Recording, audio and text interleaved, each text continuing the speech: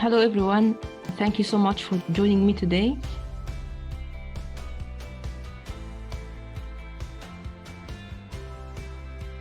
And welcome again to our live practice. So this is the fourth meeting this year, and today we are very proud to have Professor Vijaya and Dr. Kaushik. So they are with us today to moderate two questions. So one question will be about the posterior segment to be covered by Dr. Kaushik, and the other question in general medicine to be moderated by Professor Vijaya. All right. So again, this series is for those who already have the knowledge. So knowledge is light or like a sweet or fruits. So here we are trying to practice, try to mix and mingle what we know, hopefully with pleasure. So when we have the exam, we can speak with confidence and power. So as we know, we practice what we learned. So you have to have the knowledge at first to practice. We'll start with Dr. Kaushik. So now we are focusing on the Bangalore exam going candidates. So this is a question, Dr. Kaushik. You can start now. Yes, I think can anyone discuss on the first image, what is it showing and why is it so? Dr. Rama, my question is, what is this? What is the imaging modality in this case? Like just describe this image, the left side uppermost image. Okay, this is the fundus autofluorescence image of the right eye. And yeah, it shows clear media. The optic disc the cup disc ratio is about 0.3 to 0.4. The vessels seem to be dichotomically branched. The foveal reflex appears to be present. Why is it autofluorescence image? The disc and vessels appear dark in this image. Yes, mainly disc is dark. And what are the types of autofluorescence you know?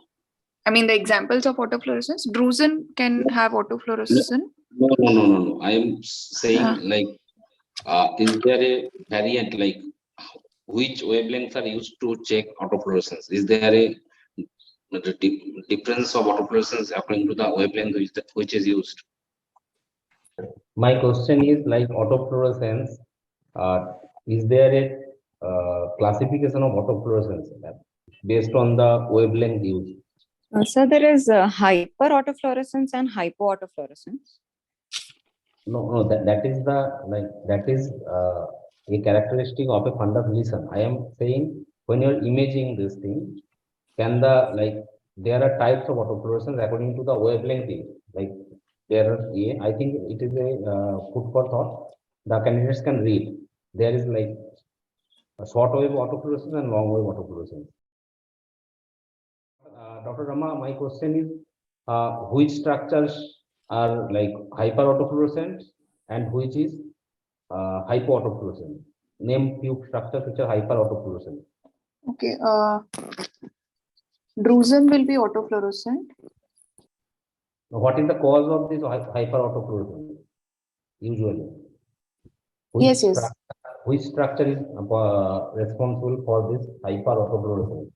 The deposition of lipofuscin causes hyper autofluorescence in case of drusen.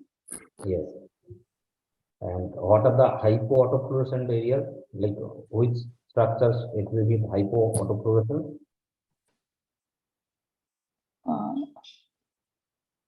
Like in this case, the disc and vessels are hypo autofluorescent. And pathologically, which structures and like any specific disease for which autofluorescence is the modality to check for progression?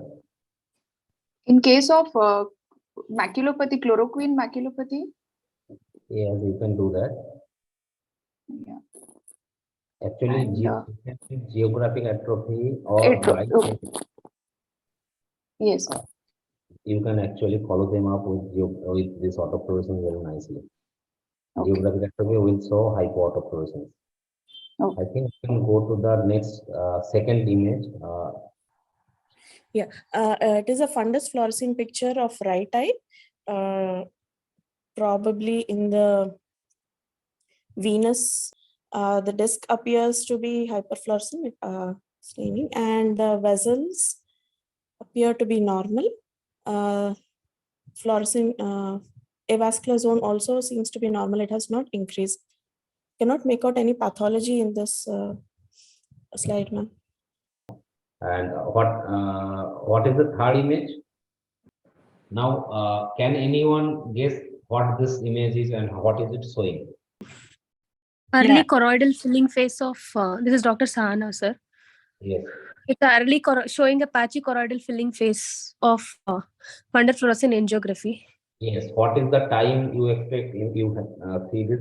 When do you see this kind of image? Well, after how many seconds after injecting the fluorescein intravenously? Around 8 to 10 seconds, sir. Yes, around 10 to 14 seconds. First, the choroids get filled, and there is some granularity of the choroidal fluorescence. So that is why the choroid is showing this thing. Choroid is getting filled by short posterior ciliary arteries, which fill faster than the central retinal artery. That's why the vessels, like retinal vessels, are not filled up, and they are showing blocked fluorescence because they are obstructing the fluorescence of the choriocapillary or choroid, and there is this there are watershed lines in choroid. Some parts of choroid, the different parts of choroid is supplied by different short posterior ciliary arteries. That's the watershed zone usually passes through the disc. That's why this blackish area means they are the junctions of different vascularized choroidal lobules. So this is a difficult question, but this is very early fluorescein angiogram phase, which is showing choroidal phase or pre-arterial phase of the fluorescein angiogram. The clue here is disc is looking white. That is the clue, and the granularity of the the granularity of the choroid, which is white, and also this kind of blackish line goes through, and this is one important phase which you must take if you are suspecting giant cell arteritis. In giant cell arteritis, you will arteritic ischemic optic anterior ischemic optic neuropathy, you will see that this choroidal vasculature will be hypophil in the early phase. But once you pass this 14 or 16 or 20 seconds time, then after artery fills up, you can miss this. What does it show, and what is this imaging modality? This is the red-free image of the right eye showing angioid streaks. Excellent. Yeah. Excellent, excellent. And if you are finding such things in a patient, what other things do you look for in this patient? Angioid streaks are associated with the pseudoxanthoma elasticum. It has certain systemic associations like Ehlers-Danlos syndrome, Paget's disease. Sorry? No. What do you see in pseudoxanthoma elasticum? What are the features? So, pseudoxanthoma elasticum, the systemic features, sir? Systemic features of pseudoxanthoma elasticum.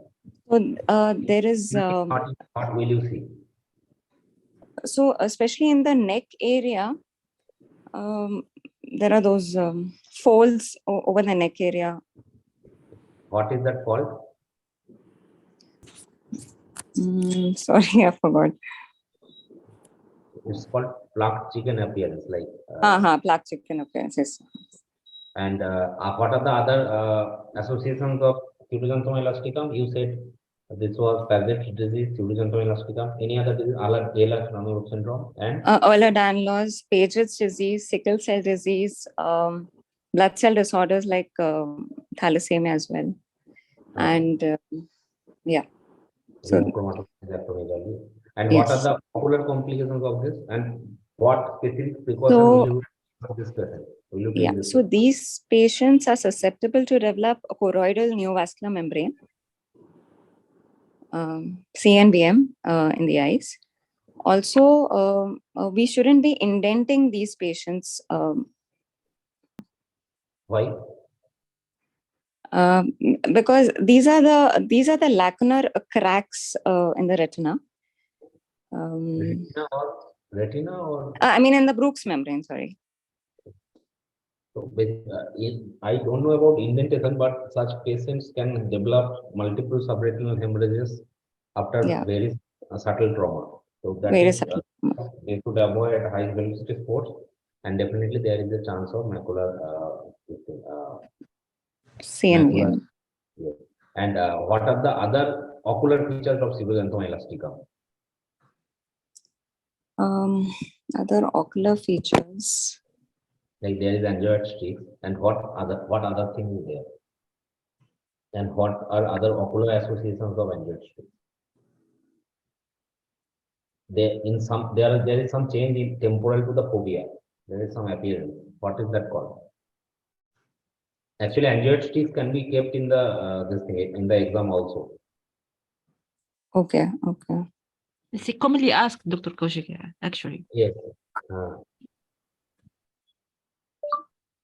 Any other fellow? Like there is some motor type appearance of RP just temporal to the fovea superior-temporally. What is that called?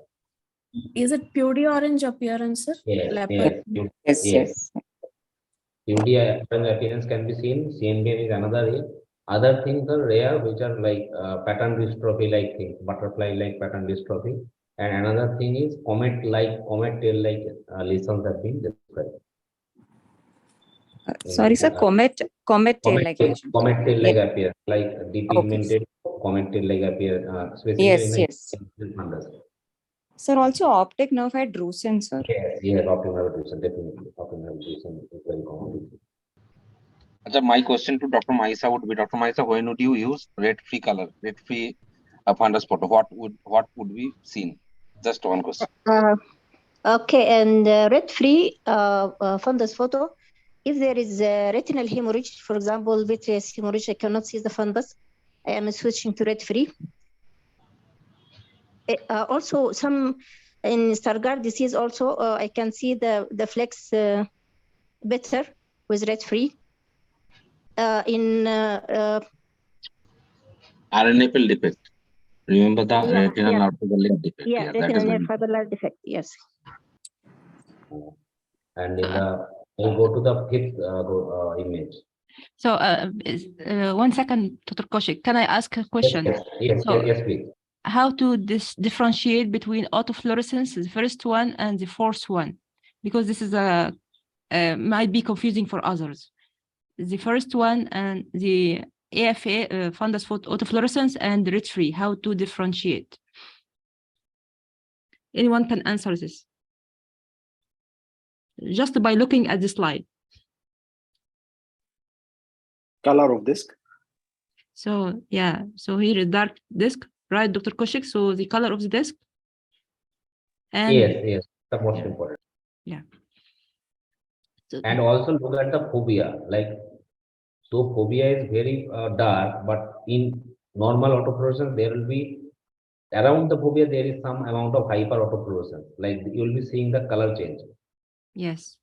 And just around the fovea, there is usually a little more hyperfluorescence compared to other areas. Yes. And like once you see these images, it will be because this most important is thus the disc is black, totally black, because this disc doesn't have lipofuscin. Okay, and I think the background in the autofluorescence is like there is some granularity or mottling, but here in red-free it's like homogeneous, something like smooth. Yes. Yeah. Okay. So moving now to number 5. The fifth image is the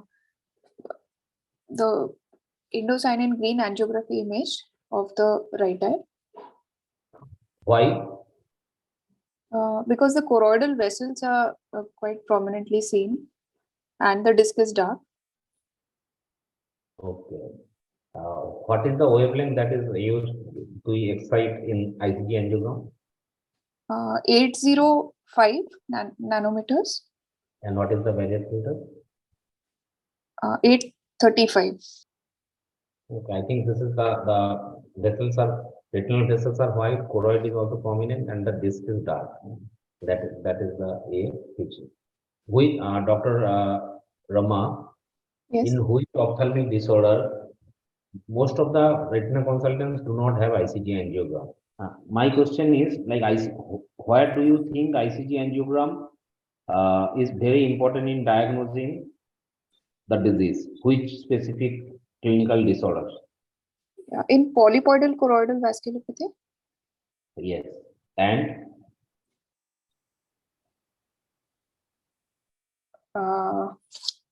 Retinal,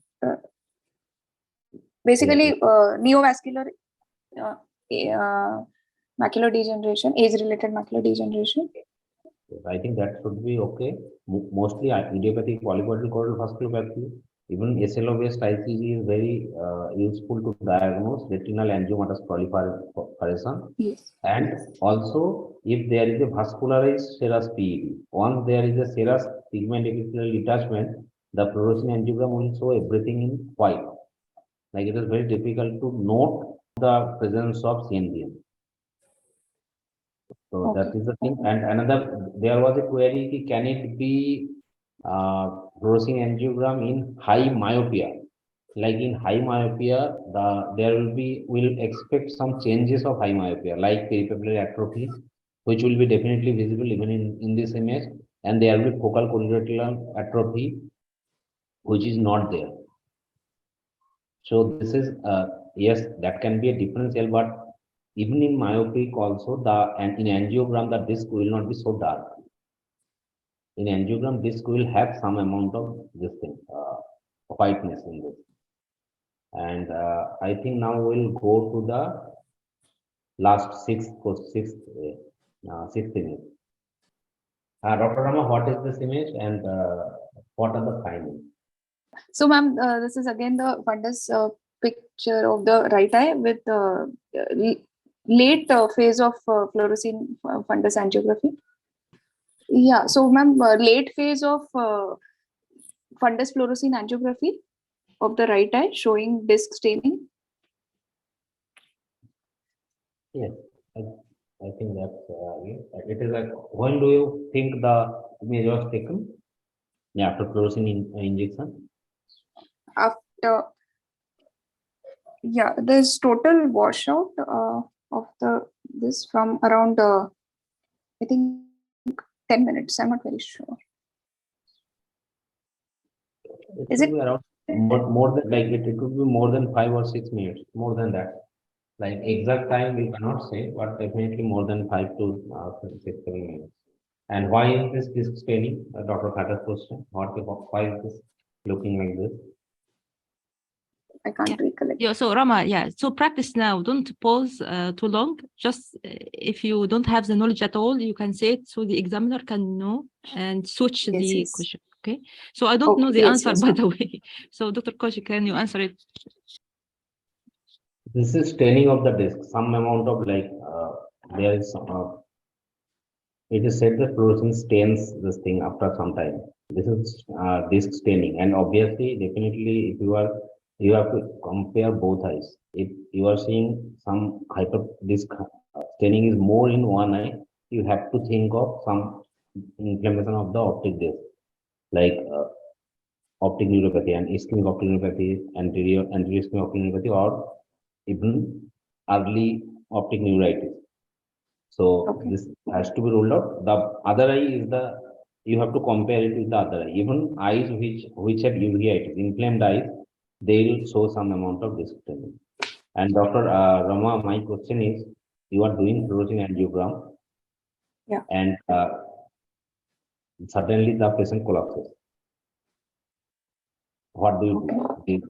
Like he was feeling uncomfortable and suddenly he is dizzy and he fell down from the chair. So this is a important question, and how do you manage this? Yes. So first I'll suspect this to be an anaphylactic reaction to the fluorescein dye. I would stop the injection immediately. I will call for help. I will check for the airway, breathing and circulation. I would immediately first administer intramuscular adrenaline 0.5 ml. and check for the patient's pulse, respiratory rate, and blood pressure. If the patient is not yet revived, I will add on injection. I will secure IV lines and add injection hydrocortisone and injection chlorpheniramine, and assess the patient again, and will repeat doses as required for injection adrenaline. Okay, I think another important differential like esophageal shock. That is esophageal thing has to be also be kept in mind. I think I'll ask Dr. Vijaya, ma'am. Ma'am is there. So how, ma'am, what would be the ideal answer to this? Yeah, so the approach to this would be do not forget that some investigations need to be done side by side, which includes electrocardiogram, cardiac enzymes, and look for the blood sugar levels. Okay, arterial blood gases also, because cardiac arrest and myocardial infarction are very possible in a severe stage of hypersensitivity. So we can't forget that. Otherwise, she has answered pretty okay. So CPR if the patient has arrested, and definitely admit the patient in an ICU because he needs to be watched for at least 48 hours because he might get a second attack in 48 hours. So that is very important. And then side by side, try to find out the history, whether this is a second episode or the first one. And then eventually, as the patient recovers and is being discharged, you have to educate the patient, give him a card about the episode, tell him that he should not get fluorescein angiography repeated to avoid these kinds of allergens. And the doctor himself should be very prepared with a crash cart, anesthetist standby, oxygen, IV, which I think she has mentioned very well. One more point, can I add something? Because Yes. Rama, you have to comment more on the pulse, because if it is brady, so this is mostly a vagal attack. If it is tachy, this is anaphylactics. So we have Dr. Koshik, an interesting question on the chat box regarding number 2, Dr. Koshik. So is it dark choroid number 2? No. Actually, in dark choroid, in the just see the choroid around the posterior port, like around the fovea, and there is some hyperfluorescence, background hyperfluorescence of the choroid also. Like around the fovea, or like there is a circle like thing which is showing hyperfluorescence in the choroid itself, and also choroidal granularity is somewhat seen in the angiogram in this second angiogram, but in dark choroid you will not see the choroid. I'll share an image of that, and obviously because dark choroid is what is the condition in which dark choroid is seen, Dr. Rama? Ma'am, Stargardt's disease. And why? Because of the deposition of lipofuscin, there is blocking of the fluorescence of the choroid, causing dark choroid. Yes, but because there will be dark choroid, but Stargardt has other features also, ocular features, retinal features. What? Yeah, deposition of flecks around the macula. In angiogram, you'll be seeing some areas of flecks, and also there may be macular atrophy, which will be showing hyperfluorescence because of the window defect. So then those things will also be there, except in cases with very child, like young child, in whom the fluorid findings have not appeared, like around 6 year, 7 year, or 10-year-old child. Then there will be maybe only dark choroid. What will OCT show, Dr. Rama, in a case of Stargardt disease? What do you expect in OCT macula? OCT will show deposition at the RP level. No, what is the macula? What does the macula show? If you do through PC-form flex, then it will show this RP changes or deposits, subretinal deposits. But what will the fovea show? This is a what kind of dystrophy is this? Is this a rod cone dystrophy or macular dystrophy, or in uh, which like broad category does it come? Stargardt disease. Macular dystrophy. Yeah. So macula, what will the macula show? Sir, is it lipofuscin accumulation or is there something else? No. Macula will not show lipofuscin. Doctor, There's a window defect because of. Yes, that no. In window defect is fluorescein angiography finding. I am Yes, asking yes. what will the OCT show? Like if like such cases, there will be like around 10-year-old child who will come to you. There will be red color or vermilion color fundus, but vision is poor, like 624, 660, and it is not improving. Then you do angiogram, you are seeing that there is dark choroid. And what will you see on OCT? OCT macula. Actually, macula will show foveal thinning. There will be outer retinal atrophy, IFS junction loss, and foveal thickness, central foveal thickness will be very reduced in Stargardt disease. Okay. I think we have done with the questions. Dr. Ghada, can I share my presentation? Okay. I think the lesson learned from this quiz is to have to study. You have to study deeply each investigation, right? To spend some time with each investigation, right, Dr. Kaushik? Yes. I think, and this the candidate should be like should know the basic things, and imaging modality should be known. Like what is the image? And this third image, it is a little difficult. I agree, but definitely try to like you will be most likely shown color image or fluorescein angiogram or ICG angiogram or OCT. OCT can also be shared in the this thing, in the exam. And please discuss the findings. See a color fundus photograph of right eye showing media appears clear, a disc appears to be normal, size, shape, and color. Vessels as visualized part appears to be normal. In macula, I can see a raised hemorrhagic lesion, kind of like a crescent around a central again hyperpigmented lesion. What is the likely location of this lesion? Like, can you say from the image? Probably a foveal lesion, sir. Yes, no. How do I know if a lesion is subretinal, preretinal, or intraretinal? Okay. How do you think I know? Sir, look at the vessels which are passing over the lesion. If they are passing over the lesion, they are probably subretinal. If the lesion obscures the vessel, then where is it? Then it is probably a retinal, intraretinal, or supraretinal lesions. So this person, I will tell you some more story. This is a 68-year-old male who has some amount of metamorphosia and visual decline for like 7 days. Then what would your diagnosis be?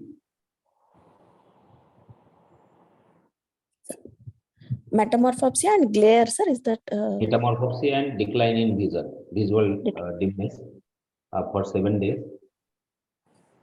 He is a smoker. Okay, sir.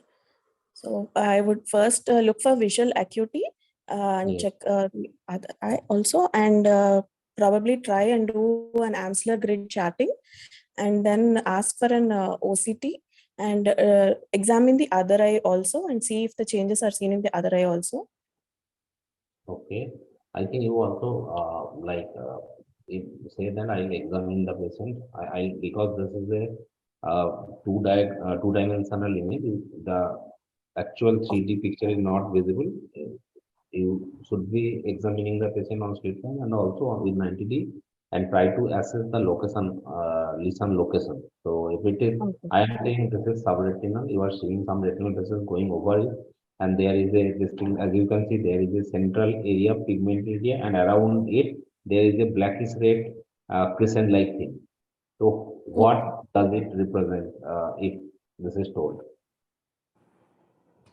There is a pigmented area at the central fovea, and around that there is a crescent shaped reddish blackish red area. So what can it be? So probably a pigment epithelial detachment, sir. Hemorrhagic.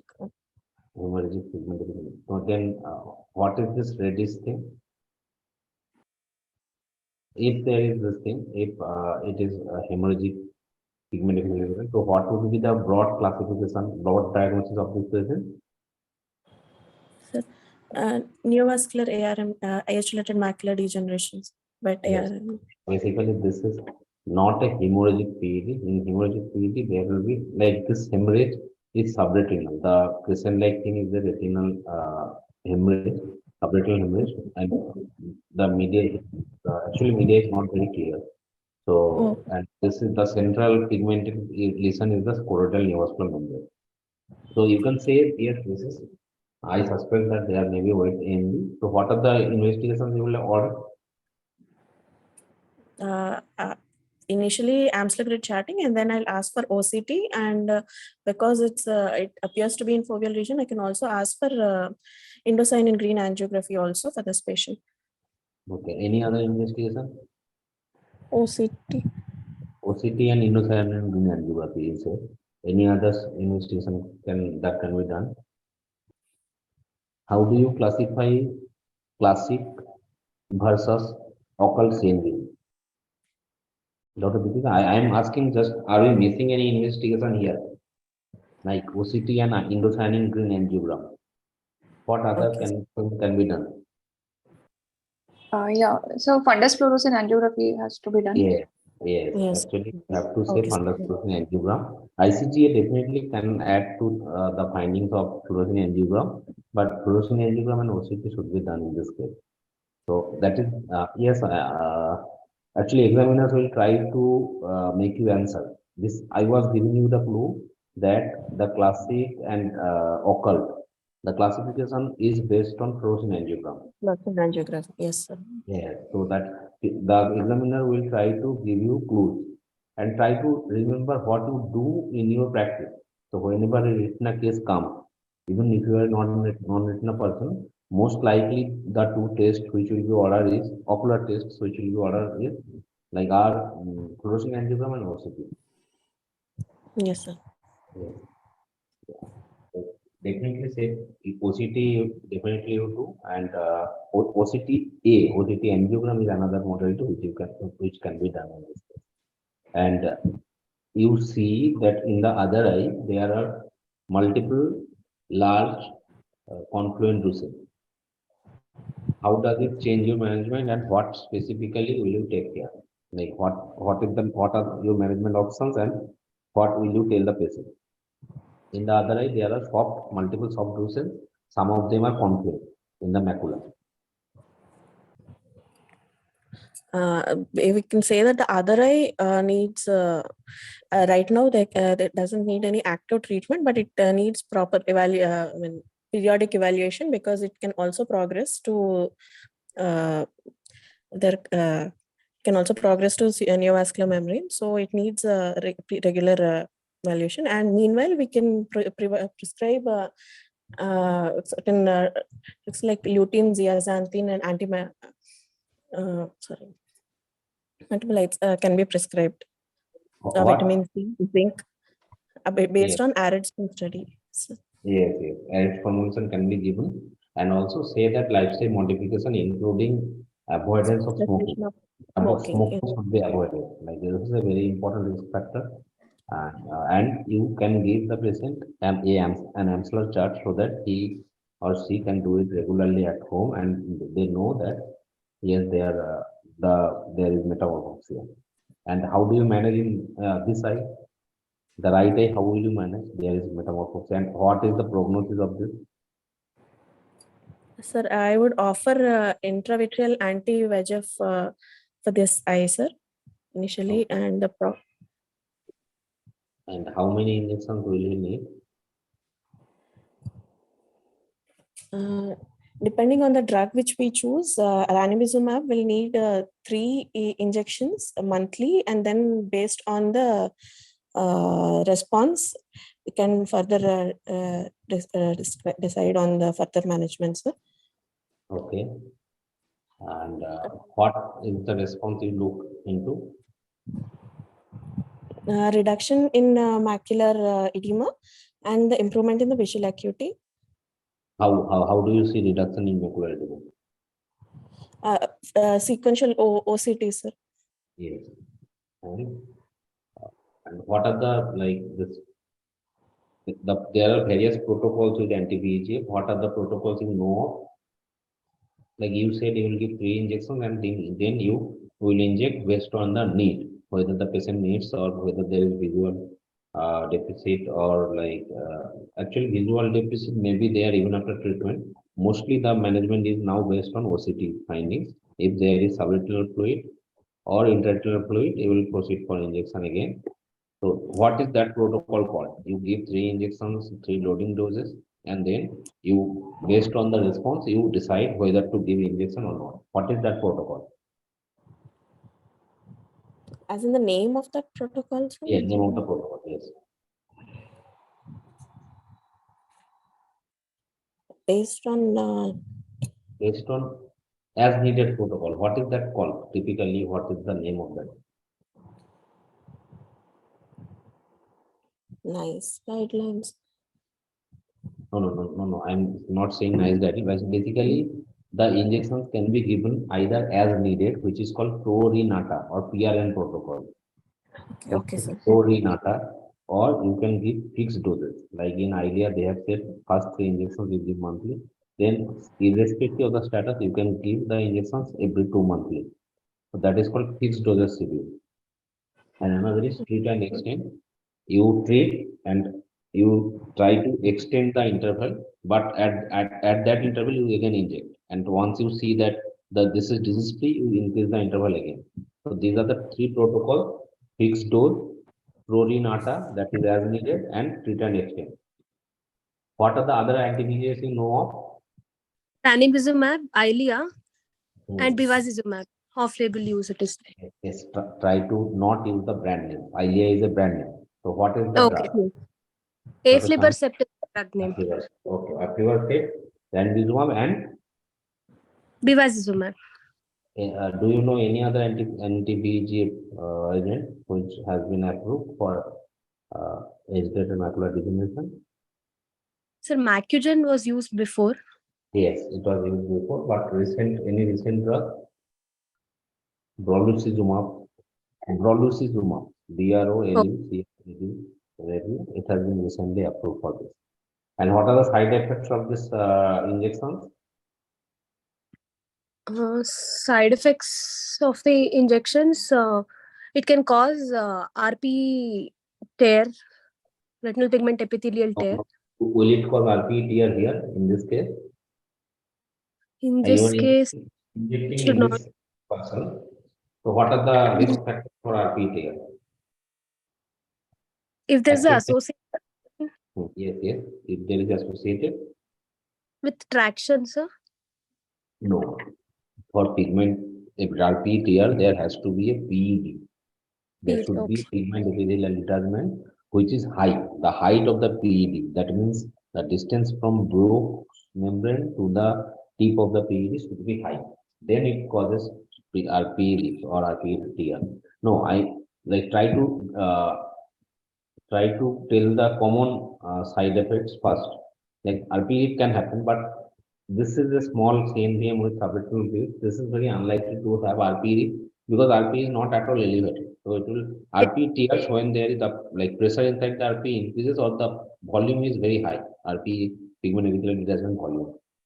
So what are yes, definitely RP tear is a side effect, and what other side effects will you discuss in the paper? Like what are the benefits of the Yes, so the benefits of the treatment is it will decrease the it will decrease the edema, and also the vascular membrane VEGF will be decreased because it's anti-VEGF, which will increase how does the patient benefit? It is like you are seeing on OCT, but what is the benefit to the patient? Visual acuity is going to be better, sir. Actually, this is a controversial area. Visual acuity can be better, but in age-related macular degeneration, because the disease is age-related, so most likely if you do not treat, the natural history is that vision will reduce. So the goal of therapy in age-related macular degeneration is not improvement of vision. It is maintenance of vision. Like if we are able to maintain the vision within 3 lines of the current scenario, then also it is considered a success. Like most of the clinical trials took this as a success when the vision was maintained. Like vision did not reduce more than 3 lines from the baseline. That is the primary criteria, but definitely vision can improve also in around 40, 50 or 30 to 50% cases, vision may improve. So that is the advantage. And what is the disadvantage or possible risk? What are the risks if the patient is going for this in planning for injection? What are the risks that you will discuss before you go on for this injection? There he is planning for anaphylaxis. There can be risk of endophthalmitis. Yes, very rare. Like you say, there is a very rare risk of endophthalmitis and other risks.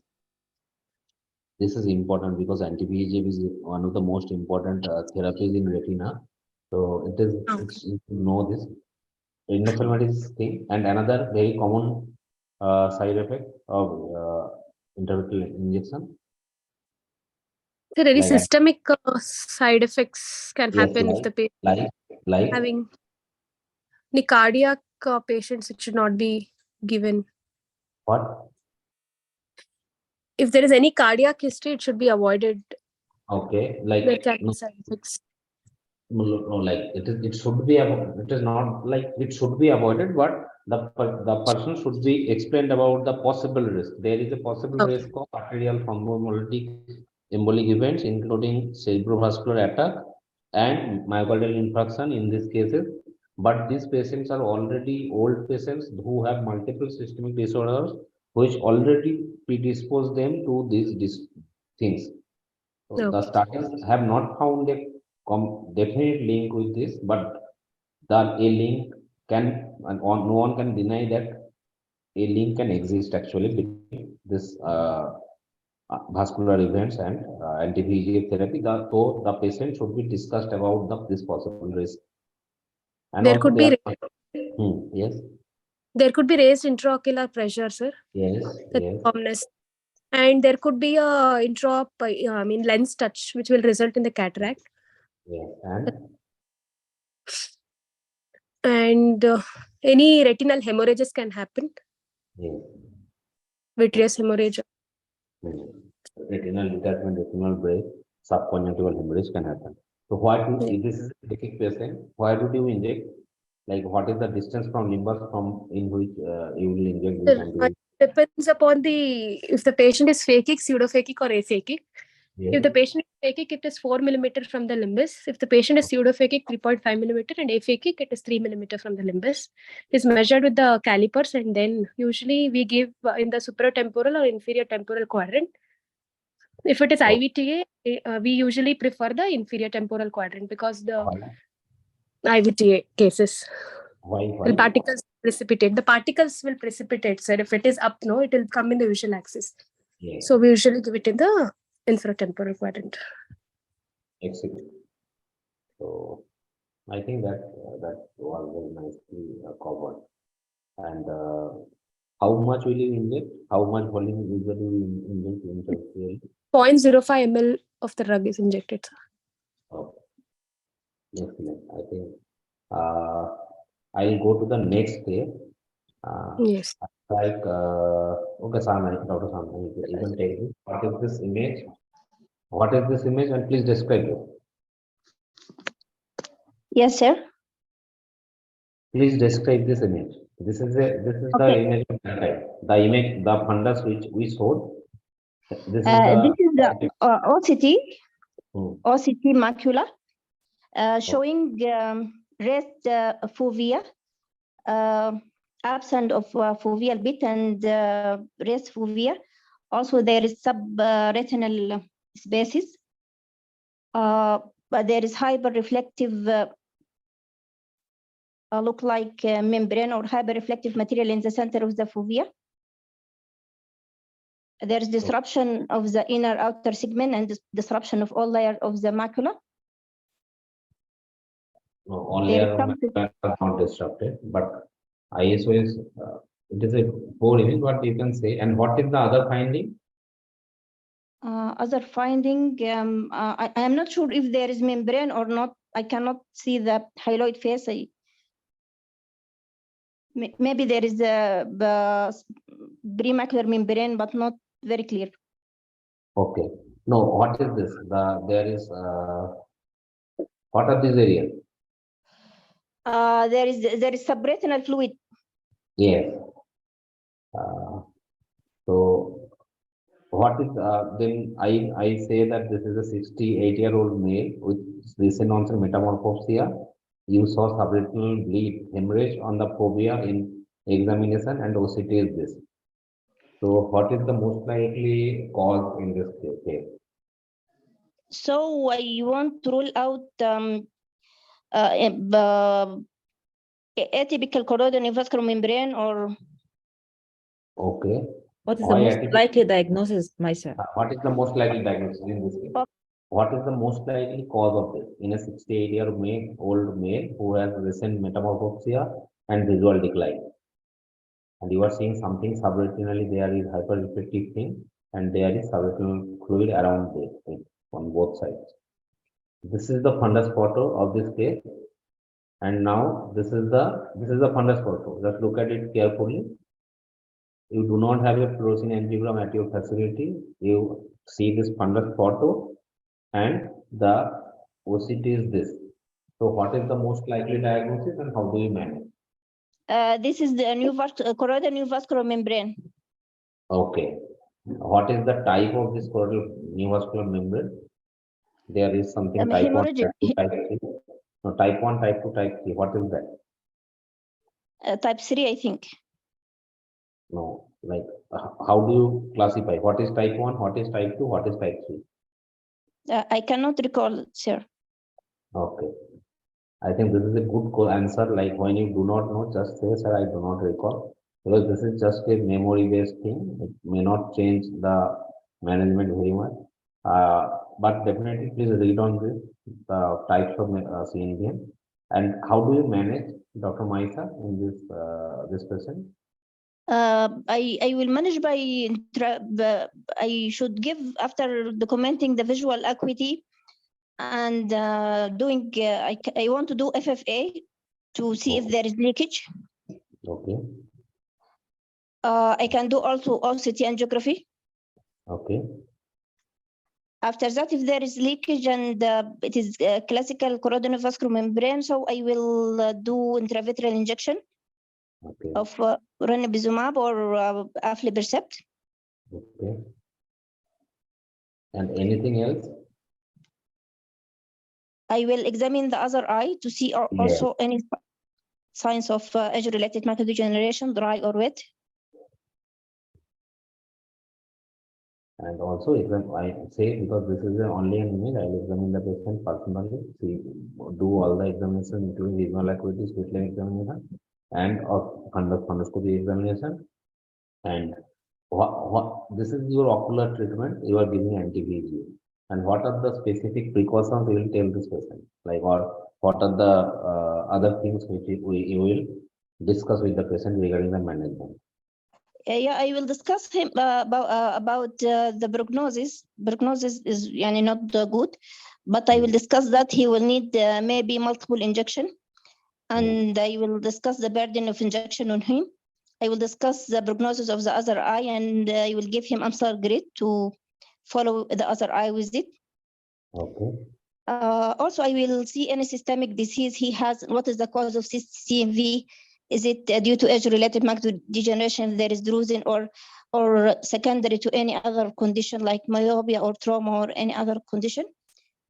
Then also I will see if he has any contraindication to intravitreal injection like recent cardiac insult or CVA or something. Yes. Excellent. I think you answered very correctly. And also check whether he is a smoker or there are other risk factors, including risk factor. Yes. You treat that. And if other eye has high risk characteristics, including large drusen, soft drusen, or confluent drusen, or pigmentation, you advise supplementation, like nutritional supplements, and also they can do answer charting to see this thing, whether it is progressive or not. Yes. And we can go to the next slide. Discuss all the findings here. So fundus, color fundus photograph of right eye, media appears to be clear. Optic disc size, shape, and margins appear to be normal. Vessels, veins appear to be slightly dilated superiorly. There is also what is probably an AV, arteriovenous crossing superiorly in the near the superior arcade. And in the macula, there are numerous drusens of different sizes, where small, intermediate, and also some confluent drusens. So for this patient, I would first like to examine for the visual acuity, examine the other eye, ask for the history of systemic conditions like hypertension, diabetes, and advise other investigations like FFA or OCT, and based on that I would make a diagnosis. But based on this photograph, I would say that this patient has multiple drusens, so dry age-related macular degeneration, and probably has some systemic condition like hypertension. I would like to examine the patient to further confirm and confirm a diagnosis. What did you comment on the disc? Is the disc normal? So the disc, sir? Is the optic disc normal? The inferiorly, there appears to be a little, I can't make out whether it is notching or... Yes, actually there was notch. This is not prominent, but there was an RNFL defect also. This is important because once you have to examine the eye as a whole. So this patient actually had a superior arcuate defect. So this patient has glaucoma along with this ARNB. How do you say that? How do you define a small drusen? Like drusen is the single form and drusen is the plural form. How do you define a small, like differentiate between small, large, and intermediate drusen? Sir, comparing it with the size of a large vessel, sir, if it is almost the same size, it is a small drusen. Which large vessel? The vascular arcades of the vein. The vein and vascular arcade is a undefined area. So why do you check? Coming out of the disc, sir, near the disc. Yes, at the disc margin. At the disc margin, the diameter of the vein. What is the diameter of the vein? The diameter of vein is around 128 or 125, like that, micron. So if it is less than half of that diameter, then it is small. Like what is the maximum? What is the size of small drusen? Small drusen, less than 63 microns, sir. Okay. Medium is less than 63 to around 125 micron, and more than 125 it's large drusen, sir. Okay. What are the criteria in which you know that this eye is most likely going to either geographic atrophy or choroidal neovascular membrane or macular neovascular membrane? Like, how do you know that this eye has high chance of vision loss? What are the criteria of high risk AMD, dry AMD? Like when would you advise confluent drusen? Yes, confluent drusen. And large drusens. Yes, large drusen, confluent drusen, and geographic atrophy. Yes, geographic atrophy is already advanced stage. So I am asking what is the which cases of AMD which has not progressed to visual decline has high chance of progressing to very severe AMD, or which cases will improve with supplementation of antioxidants or nutrients.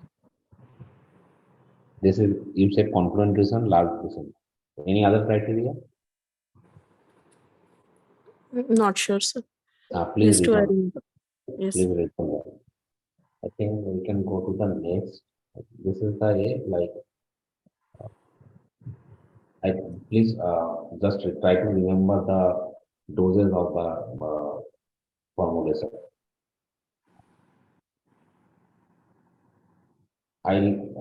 This is the other eye of the same patient. Please discuss the findings of this case. Okay, so this is the color fundus photograph of the left eye showing clear media. Optic disc appears to be normal in size. There appears to be a inferior notch in the disc, as also presence of peripapillary atrophy.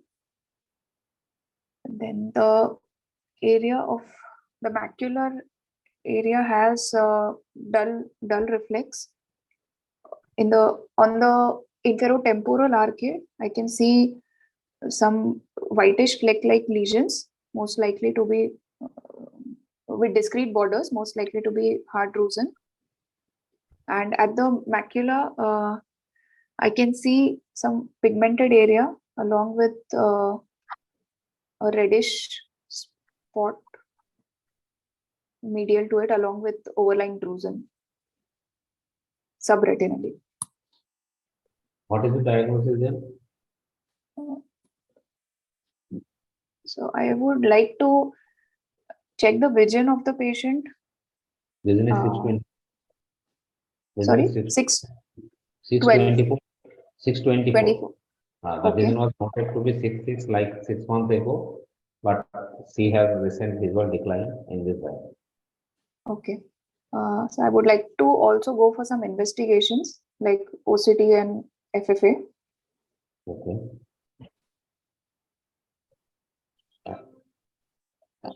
And then go for the diagnosis. Yeah. Okay. How do you like differentiate? Why are these not hard exudate? Why are they hard vision? This yellowish thing. How do you differentiate? Because the borders are distinct. Okay. They are sharply defined. And the size also is smaller in size. Actually, these are hard exudates. These are not drusen. Drusen will usually be localized at the fovea or around the fovea. Okay. These are hard exudates, and the color of the hard exudate is bright yellow. Like drusen will not usually be so bright in color, and drusen are usually round, and they will not usually are not so coalesced like along this, and this location is also not typical of this. Also, you can see the at the macula, the vessels seem to be making turns. So you need to rule out subretinal fluid in this case. Definitely, when you do OCT and fluorescein angiogram, you can see that. And there is a notch in the intratemporal region, and this eye also had this superior arcuate scotoma. So what is the I say that there is subretinal fluid clinically when you see that macula is elevated and there are hard exudates inferiorly. So what would be your diagnosis then in this case? I would like to take the systemic history of the patient, asking for diabetes, hypertension presence, and again check for the other eye. Other eye has this. Other eye was already shown. It had Yes. So. And what is the diagnosis? The diagnosis will be an age-related macular degeneration with subretinal fluid. Yes. Due to neovascular membrane. Yes. So this is actually neovascular membrane. Wet AMD can cause either fluid, can release either fluid, which will cause subretinal fluid or intraretinal fluid. It can also release lipid, which can cause intraretinal hard exudate or subretinal hard exudate.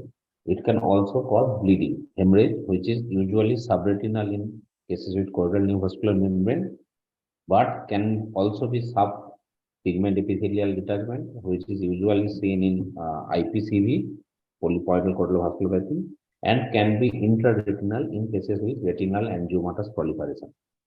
So this is the case in which there was hard exudate and subretinal fluid. Like look at the vessels at the macula, and also the choroidal fluid. The details of the choroid is not very prominent in this place. In this place, see, look at this area, choroidal vessels are visible, but in this area, you are not able to see choroidal details. So this is the area in which there is some subretinal fluid, and that is causing some amount of loss of transparency of the retina, and you are not able to see the choroidal. So obviously, say that I'll examine this patient clinically, on field lab, but you can definitely, if there is hard exudate, you can look for diabetes. But in diabetes, you will also expect some amount of microaneurysms, hemorrhages are elsewhere, which are not there. So this is the clue, which is saying, suggesting that this is likely to be an ocular disease. I think we can go to the next. Who will take this? So the OCT image on the vitreous varus, there is a presence of few dot-like echoes which is seen, and foveal reflex is not maintained. There is a presence of there is disruption of Doctor, we cannot see foveal reflex from OCT. In OCT, what can we see? It's a foveal contour. Yeah. Yeah, and there is a presence of subretinal fluid which is seen.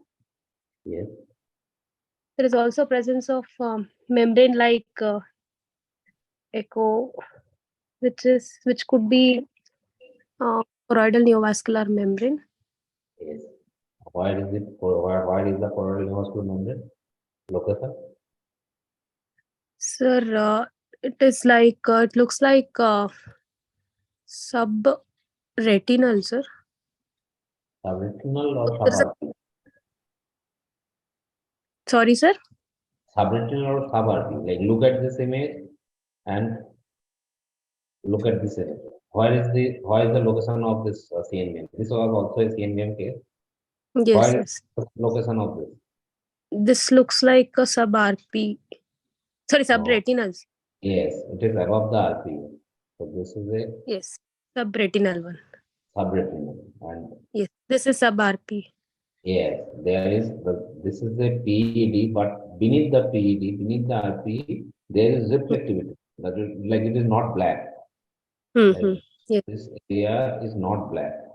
So there is something here, and this is the area which is harboring. Like it can be much more area. This is the area which is harboring the CNVM complex.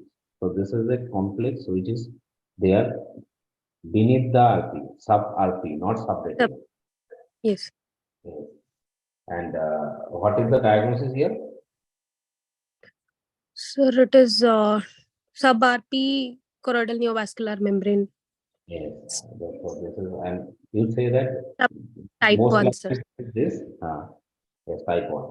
So whenever you see, just say, sir, I definitely try to examine the patient, both eyes. Patient. Yes. Both.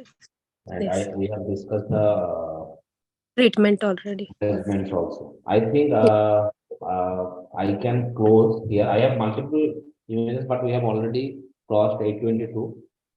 So I think all of the candidates answered very nicely, but just keep in mind the most common things, and do not forget, like you have to discuss, you have to know what are the risks and benefits of all management modalities, and read the anti-VGM management treatment carefully, because these are very commonly used by all retina consultants, and you can expect them to be asked. Thank you so much, Dr. Koshik, for your valuable comments and discussion and cases. We are going to switch gears now to Professor Vijaya. So in the meantime, I will repeat some important points Dr. Koshik mentioned. So for Dr. Deepika, So when he asked you about the other eye, remember the first case, the other eye had like drusen. You started your answer by saying no treatment. So be careful about this phrase, no treatment. There is nothing called no treatment. Even if the disease is like incurable and there is no treatment, you can say I have to follow up the case. So be aware of this. And interestingly, you mentioned the treatment after that. You mentioned the supplements and so on. So be careful. Don't say no treatment at the beginning. Okay. And some candidates, some previous candidates who, especially those who failed the exam, complained about the examiners that they ask about a lot of H questions like why, when, how, and so on. These questions are important to test your depth of knowledge, because actually you are going to treat this patient, so you have to know everything. You have to know how to do intravitreal injection, what are the potential complications, and so on. So be aware of H questions: how, which, how, what, why, and so on. And Dr. Debika, when you answer the question of complications of intravitreal injections, you have to organize a little bit your answer, like ocular complication, systemic complication, because you have to organize your answer. That's it.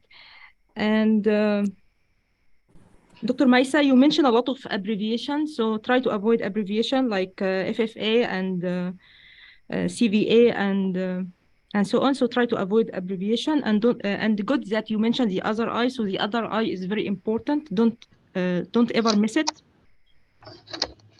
And Dr. Maisa, you said the prognosis is not good. So not good is a harsh word. So you can say the prognosis is guarded. Okay. Okay.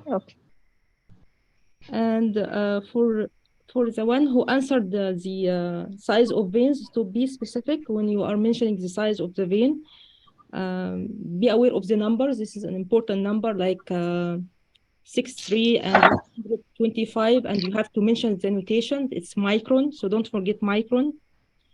And again, don't forget to comment on the whole fundus.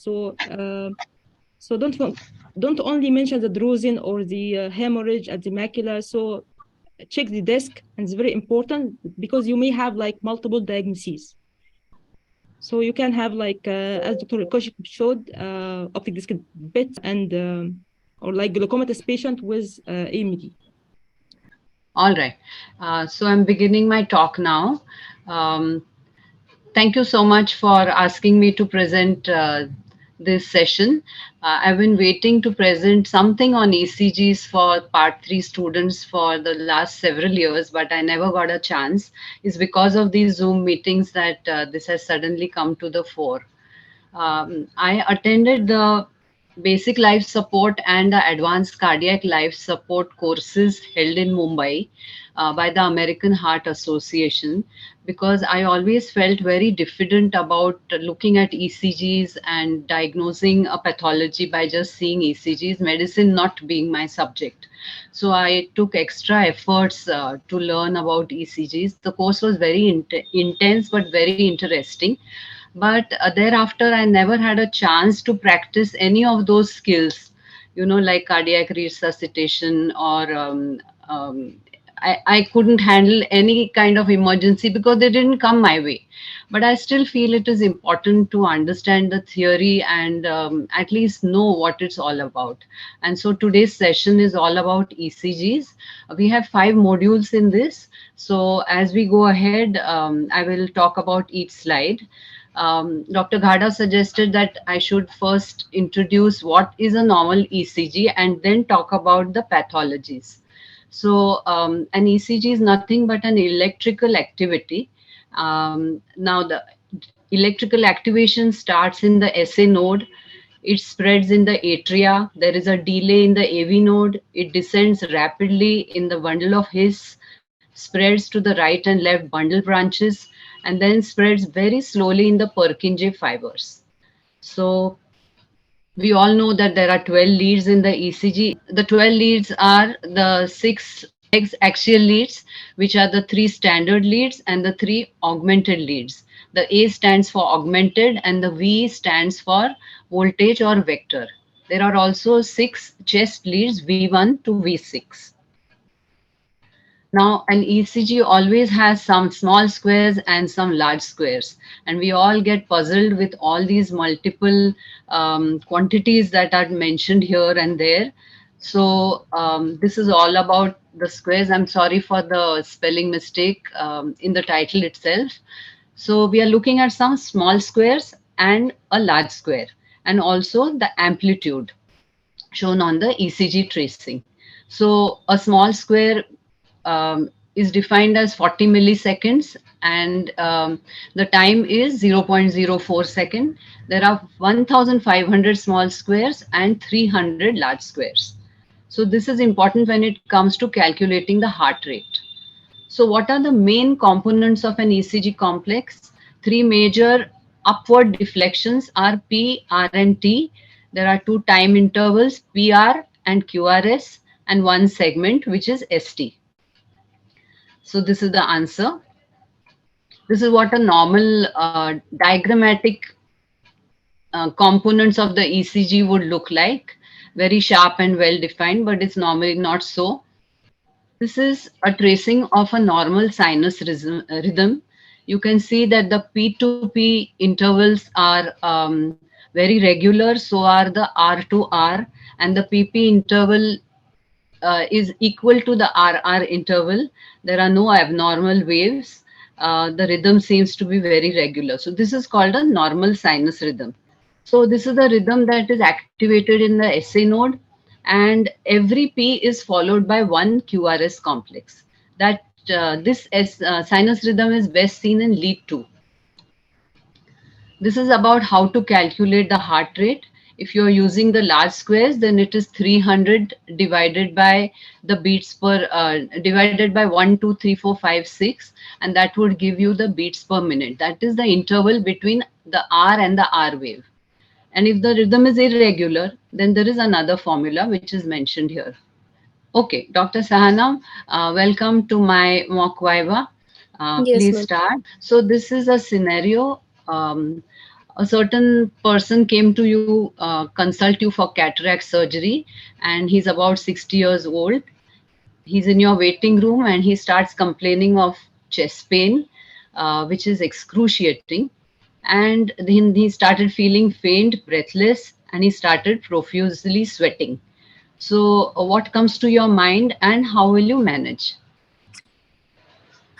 First, I would like to call for help, and then I would like to check for his airway circulation and breathing, Good. and would like to airway circulation and breathing. Then, if I would give the supplementary oxygen if the oxygen saturation is less, and I would also look for the blood pressure and pulse rate, and also do a ECG, 12 lead ECG. So if there is any hypotension, I would treat with the fluids, 0.9% normal saline. And on doing a 12 lead ECG, I will see if there are any changes which is present. If there is a presence of, my management would depend upon the changes in the ECG. If there is any, and also I would like to send the blood for investigation side by side for cardiac markers like troponin, and also full blood count, urea, electrolytes. And now on the ECG, if there is ST elevation, so I would like to see how long it's since the patient has. If there is a ST elevation, I would like to do a send the patient for the percutaneous intervention, ma'am, since it is less than 12 hours. And if that facility is not available, I mean, then I will go with the thrombolysis, before which I would give anticoagulant like aspirin 300 milligram oral, and also with the clopidogrel oral 300 milligram. And then for the thrombolysis, I would give streptokinase. First, I would like to ask and rule out if there are any contraindication for the thrombolysis, like a recent stroke or recent surgeries, or any trauma, or any biopsies which is done recently in non-compressible areas. Yeah, if the patient is, then I'll give the medicines for thrombolysis, that is streptokinase is given intravenously, and also keep monitoring the blood pressure, BP, I mean blood pressure, pulse rate. And one thing I forgot is to check the blood sugar levels. If there is any hypoglycemia, I would treat the hypoglycemia as well. And if the patient is stable, I would shift the patient to the higher center and monitor him. Okay, have you finished? Yes, ma'am. Okay, so you've answered very well. Now I'm going to show the rest of the slides. So in sequence, let's go through acute coronary syndrome. First of all, quickly you have to decide about what has caused the chest pain. We can't assume that it is an acute coronary, okay, because there are several causes of chest pain and breathlessness. Can you tell me a few causes of chest pain and breathlessness, Dr. Sahana? Yeah, other than acute coronary. Other than acute coronary, it could be because of breathlessness, could be because of asthma or chronic obstructive pulmonary failure. There could be pulmonary edema and pulmonary embolism. All this can also cause acute chest pain. Okay, but asthma will not cause chest pain. It may only cause breathlessness, right? Yes. So, Yes, sir. I want all the students to remember these causes. There are 3 A's: acute coronaries, arrhythmias, and aortic dissection, and 5 P's, which is pericardial tamponade, pericarditis, pulmonary embolism, pneumothorax, and pneumonia. Only these together can cause chest pain and breathlessness. Okay, there will be other causes only for breathlessness and some more ancillary causes for chest pain like these, which will not cause breathlessness. So esophagitis, anxiety, costochondritis, pre-eruptive herpes. So these are the other non-serious causes of chest pain. Got it? Yes, ma'am. All right. So, what are the symptoms in this patient that are suggestive of myocardial ischemia? Remember the question? I said he had excruciating retrosternal chest pain. Okay. Yes. It was radiating. It was sudden in onset. It was abrupt. And it was radiating to his left side. He had also by then started feeling nausea. He was sweating and he was breathless also. So these are the symptoms that point towards an acute coronary. So as you rightly said, you emphasized on the ECG quite in the beginning of your answer.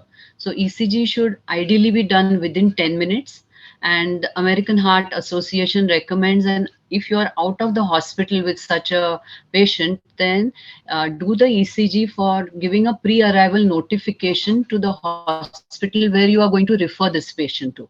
That shortens the treatment time, that is fibrinolysis or percutaneous, and it reduces injury and mortality.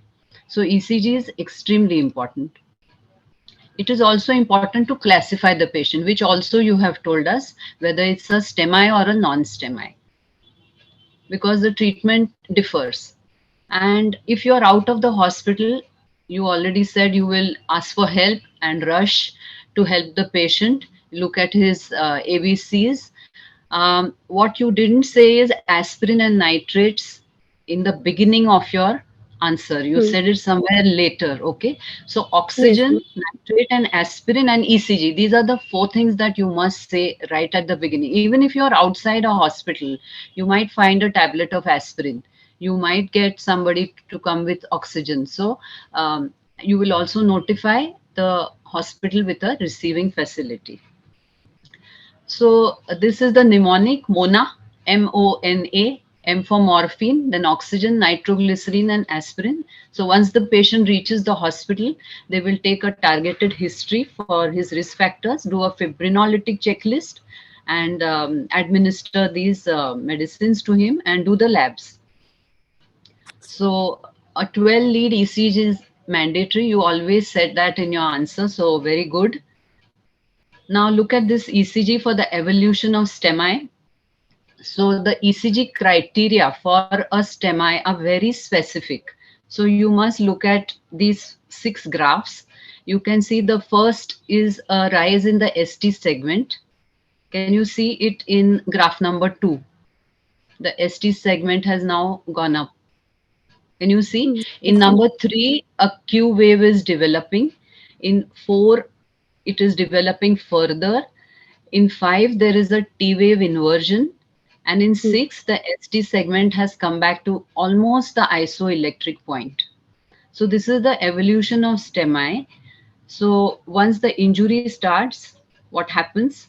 Then when the ischemia sets in, and then when there is a transmural necrosis of the myocardium to the post-infarction stage.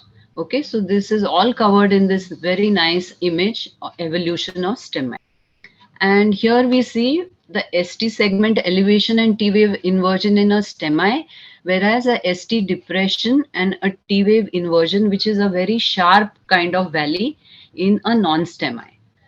Management, you have already told us, but here I'd like to correct you. Nowadays, it is RTPA, tissue plasminogen activator, altiplase, which is of choice rather than streptokinase because it is very fibrin specific.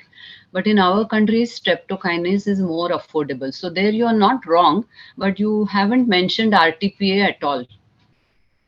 Okay, Sahana? Yes, yeah. ma'am. Yeah. You also told us about PCI and coronary artery bypass grafting, which can be done at a later stage.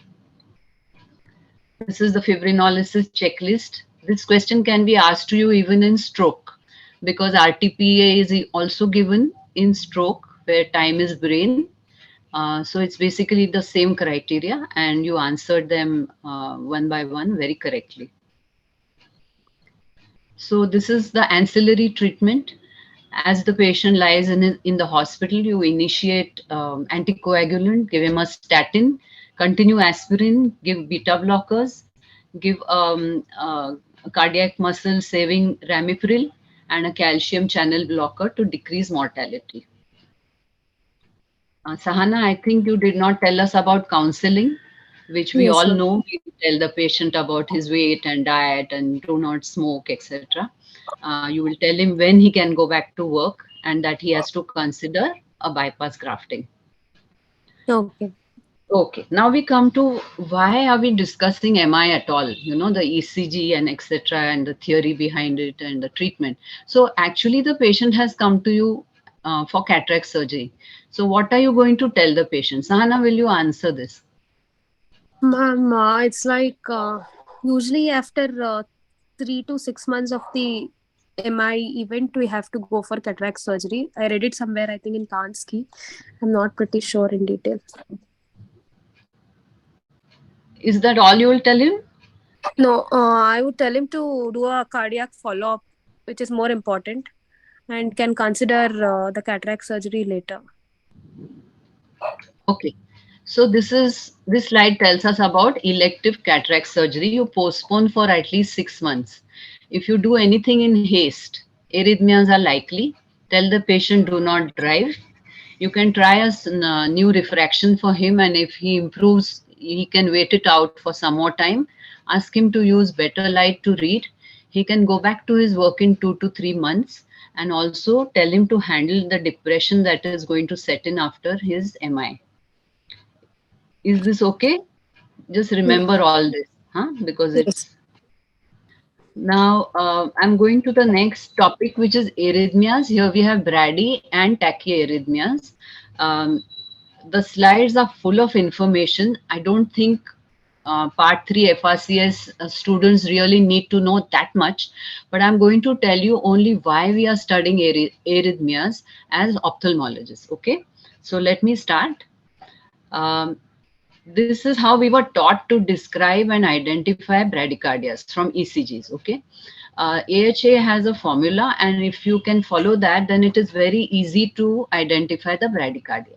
So first is look at the heart rate. Is the P wave followed by QRS? What is the PR interval? And are there more P's than Q's? So this is a typical sinus bradycardia where Everything looks normal. It is just that the heart has slowed down and the distance between the two P waves is a lot more than normal, which is 0.12 or 0.2. Um, a Puritan will always say that he wants a 12 lead ECG, and so most probably in the exam, though I don't know, maybe some other examiner can tell us, they will keep a 12 lead ECG strip, okay, which makes it even more confusing.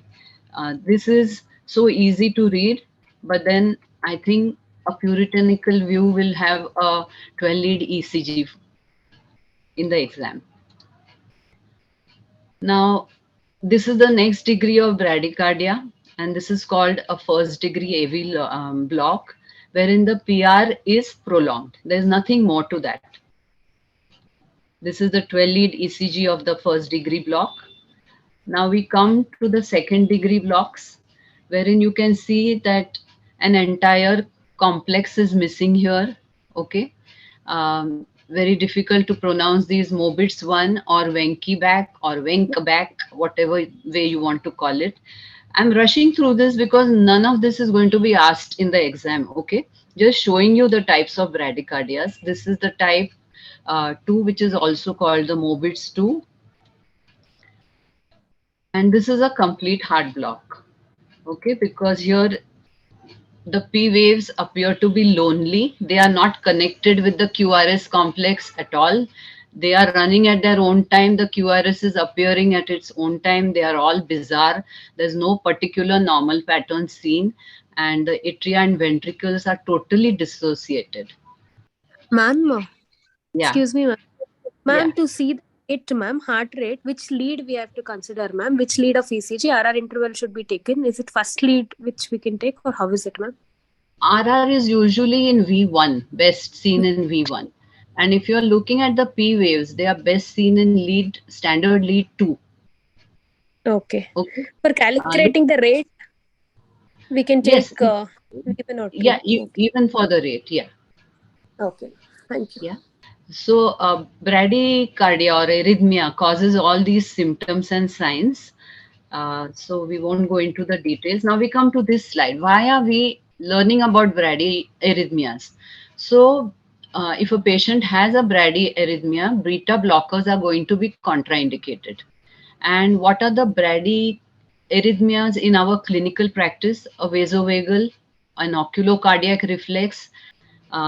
In Kearns-Sayre syndrome, there are AV blocks. There are conduction defects in Reiter syndrome and ankylosing spondylitis. Now we'll go to tachyarrhythmias, which are more important, I think. There is an electrical abnormality in generating the rhythm. So tachyarrhythmias are either stable or unstable depending upon the heart rate.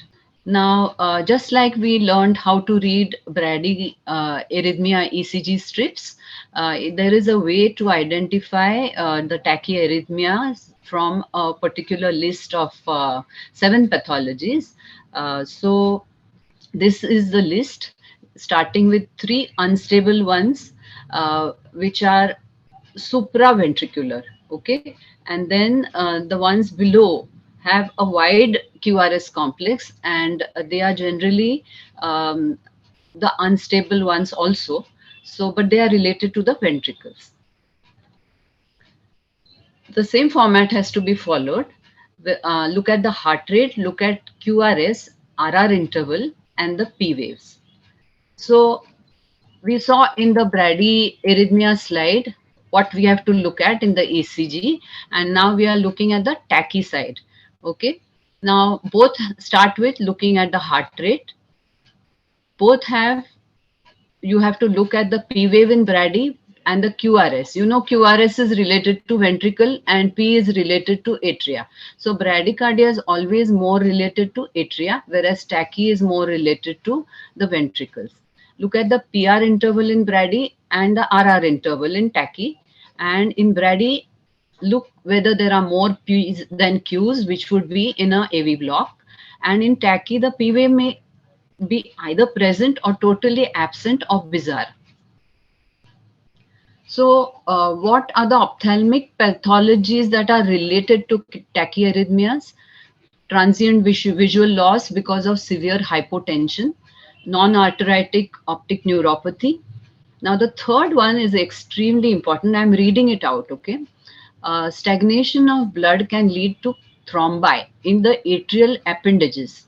And these thrombi can cause ophthalmic artery occlusions and also associated with retinal emboli, central retinal occlusions, and branch retinal artery occlusions. So, this is, I think, one answer that you can keep in mind about why we are studying tachyarrhythmias and especially atrial fibrillation, which I will come to later. Now, visual defects can be associated with occipital lobe lesions with ischemia. If there is ischemia in the cerebellum, it will show up as nystagmus, in the brainstem as INO, and elective ocular surgeries have to be postponed if the arrhythmia is poorly controlled. Now, we have all heard of amiodarone and its vortex keratopathy and optic neuropathy. So amiodarone is something that I have seen at least 3 patients in my clinical practice who were on this class 3 anti-arrhythmia drug, amiodarone, and who had vortex keratopathy and optic neuropathy. So I was so happy that I could diagnose this. And these are the systemic problems that can occur with untreated arrhythmias, cardiac failure and shock, sudden collapse, arrest, or death. It can be a cause of syncope, and thyrotoxicosis may present as supraventricular tachycardia. So there is a message here to avoid carotid sinus massage as a treatment of SVT. You know, carotid sinus massage is a very simple treatment used to reset the rhythm in SVT. But if you notice a cardiac carotid bruit, then do not do a carotid sinus massage because it can induce a TIA or CVA. And most patients with hyperthyroidism will have atrial fibrillation. So besides that, thyroid function tests and ECG is very important. So just some ECGs showing sinus tachycardia, just that the rate is fast here. This is fibrillation. Okay. Now in my exam, I was asked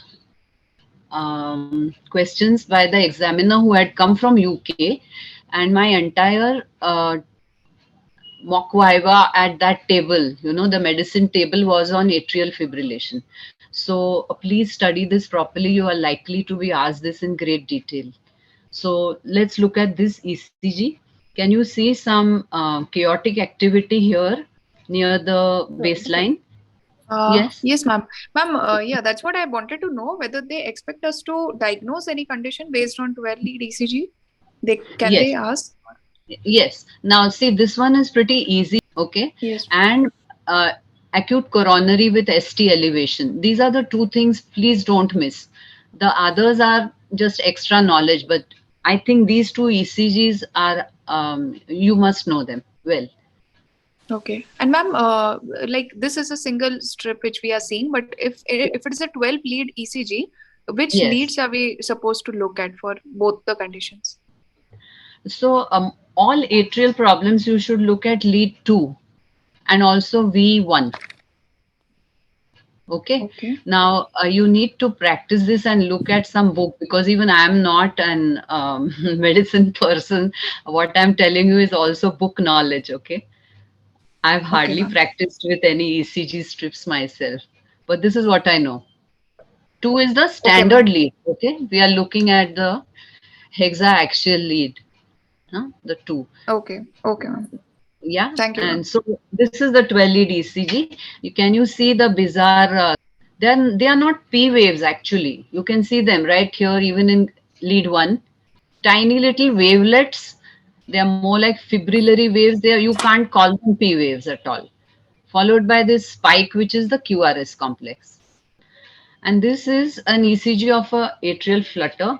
So these are a little wider than those tiny wavelets. Okay, these are like flutter waves. So this is a picture of, again, a supraventricular tachycardia. We are not going into details of this ECG. It is not going to be asked. This is very easy. All the QRS complexes are of a single shape and they are wide. It appears, the rhythm appears regular, but usually it is not.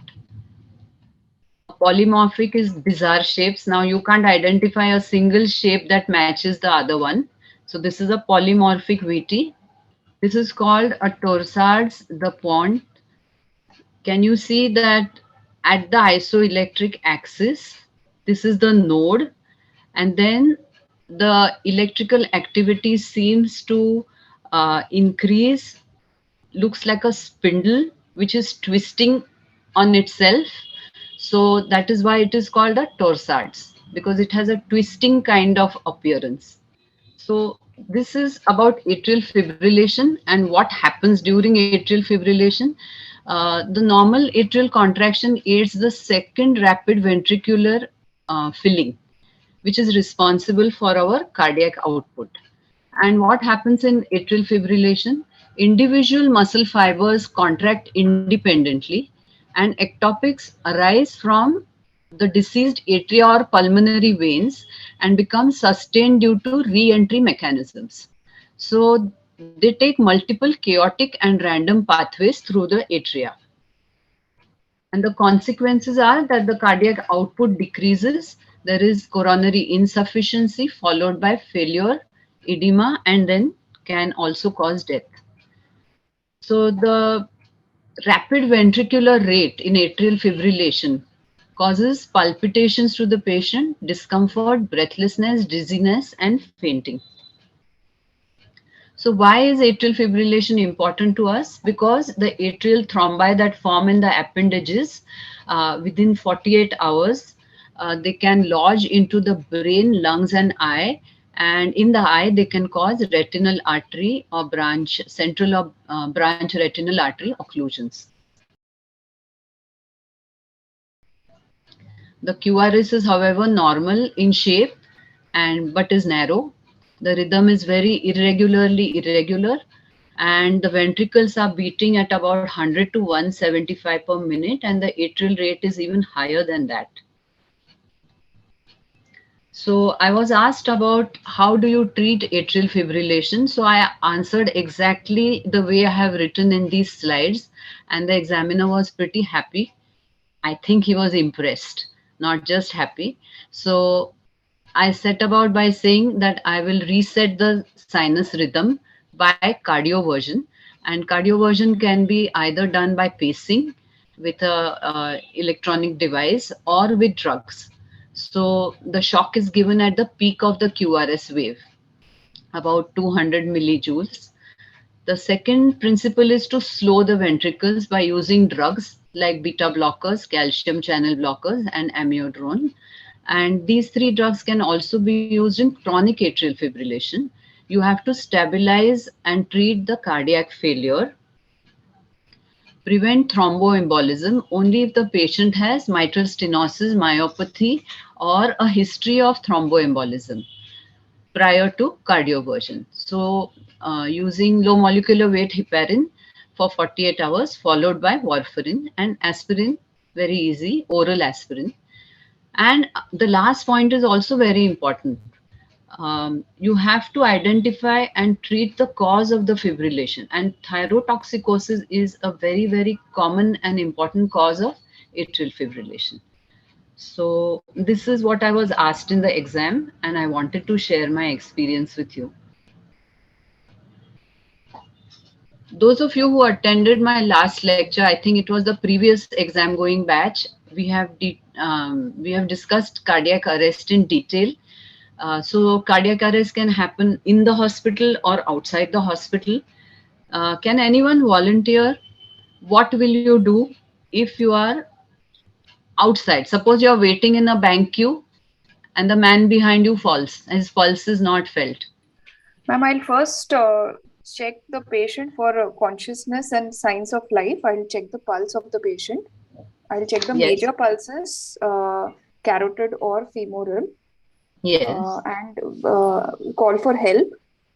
And if I see there are no signs of life or pulse, then I would immediately start cardiopulmonary resuscitation in the ratio of 30:2. Meanwhile, I'll Yes. also call for the resuscitation team.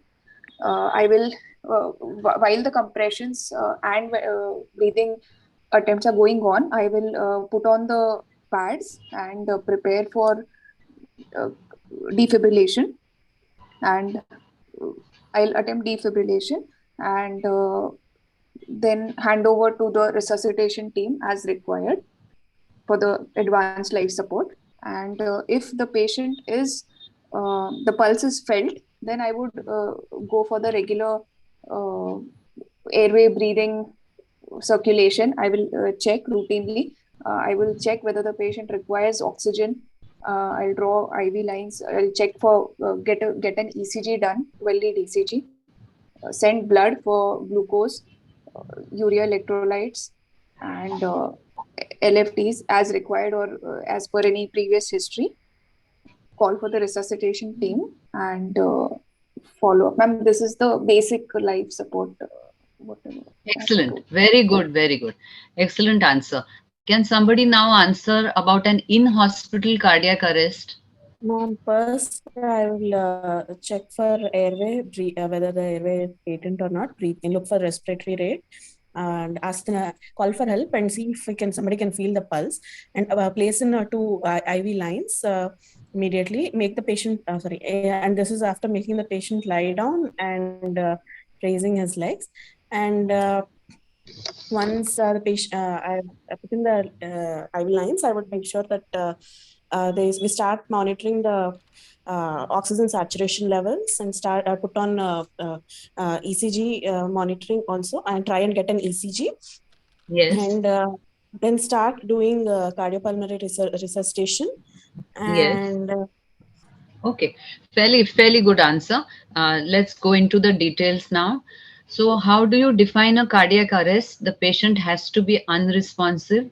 There should be no normal breathing and the pulse should not be felt. Okay, remember this very well. So why are we so interested in treating a cardiac arrest immediately? Because most of the causes are treatable. Though they are dangerous, they are treatable. And the most common among them happen to be hypoxia and hypovolemia. So get this list in your head and remember that these are the treatable causes of cardiac arrest. So the sooner we find out what is the cause, better it will be. You've already told us about how to check the response and call for help, check the breathing. If you are the first responder, what will you do? So you answered about carotid pulse, Rama, that was correct. And you called for emergency resuscitation team. Now let's come to the external cardiac compression. Can anyone else tell me how to do a very good grade ECC, cardiac compression?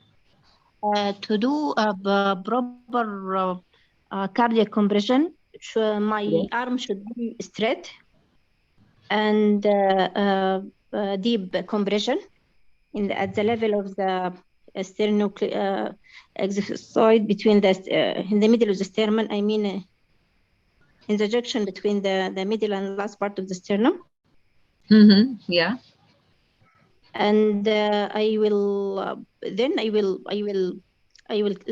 for example, count 1, 2, 3, then the full release till the just recoil back. Yes.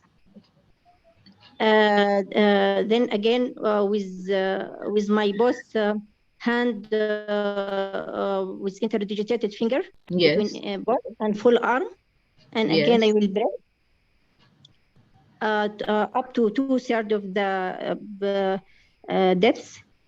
Then I will release like this. So that and was between each compression, like I cannot recall, maybe 2 seconds or something. Yeah. That was an excellent answer. I think you have covered all the points. Let's see in the next slide if you have missed something. Yes. So high quality CPR, I think the first thing you have to mention is to move the victim to a hard surface. And you've told us about interlocking your fingers, putting the heels of your hands, keeping your elbows straight and lean over from the victim's side. Use your body weight to push, not your shoulders. Push hard and fast, allow chest recoil and minimize interruptions. And in while giving these chest compressions, you have to give a couple of breaths to the patient. So take a deep breath, purse your lips and blow into the victim's mouth. Now, this question is often asked: what is the synchronous mode and the asynchronous mode? How is a shock given by a AED? So the shock is given on the Q wave in the synchronous mode. This should be your answer. And the shock stuns the heart muscle. The next question asked is how many joules? So answer like this: if it is a biphasic mode, then it is about 200 joules. Monophasic is not available, it's not usually asked. The automatic defibrillator itself informs us if the rhythm is shockable or not. So these are examples of a shockable rhythm, that is ventricular fibrillation. You can see the wide slurred QRS with no P waves at all, and the monomorphic QRS, which is also shockable. The non-shockables ones are the pulseless electrical activity and the straight line isoelectric line, which is seen on the ECG, which is almost certainly the terminal rhythm. What do you do if the patient is non-shockable? Do you give up on him? No, you continue your CPR and keep checking the rhythm and continue till the advanced cardiac life support team arrives. Then they are allowed to give the drugs. We can't give them. So which are the 5 common drugs given in cardiac arrest? Epinephrine, lidocaine, atropine, magnesium sulfate is only for torsades, and some IV fluids. Because most of you answer only up to chest compressions and CPR and automated defibrillators, but none of the students reach up to the drugs. So now henceforth, please remember that drugs play an important part, especially in the non-shockable rhythms.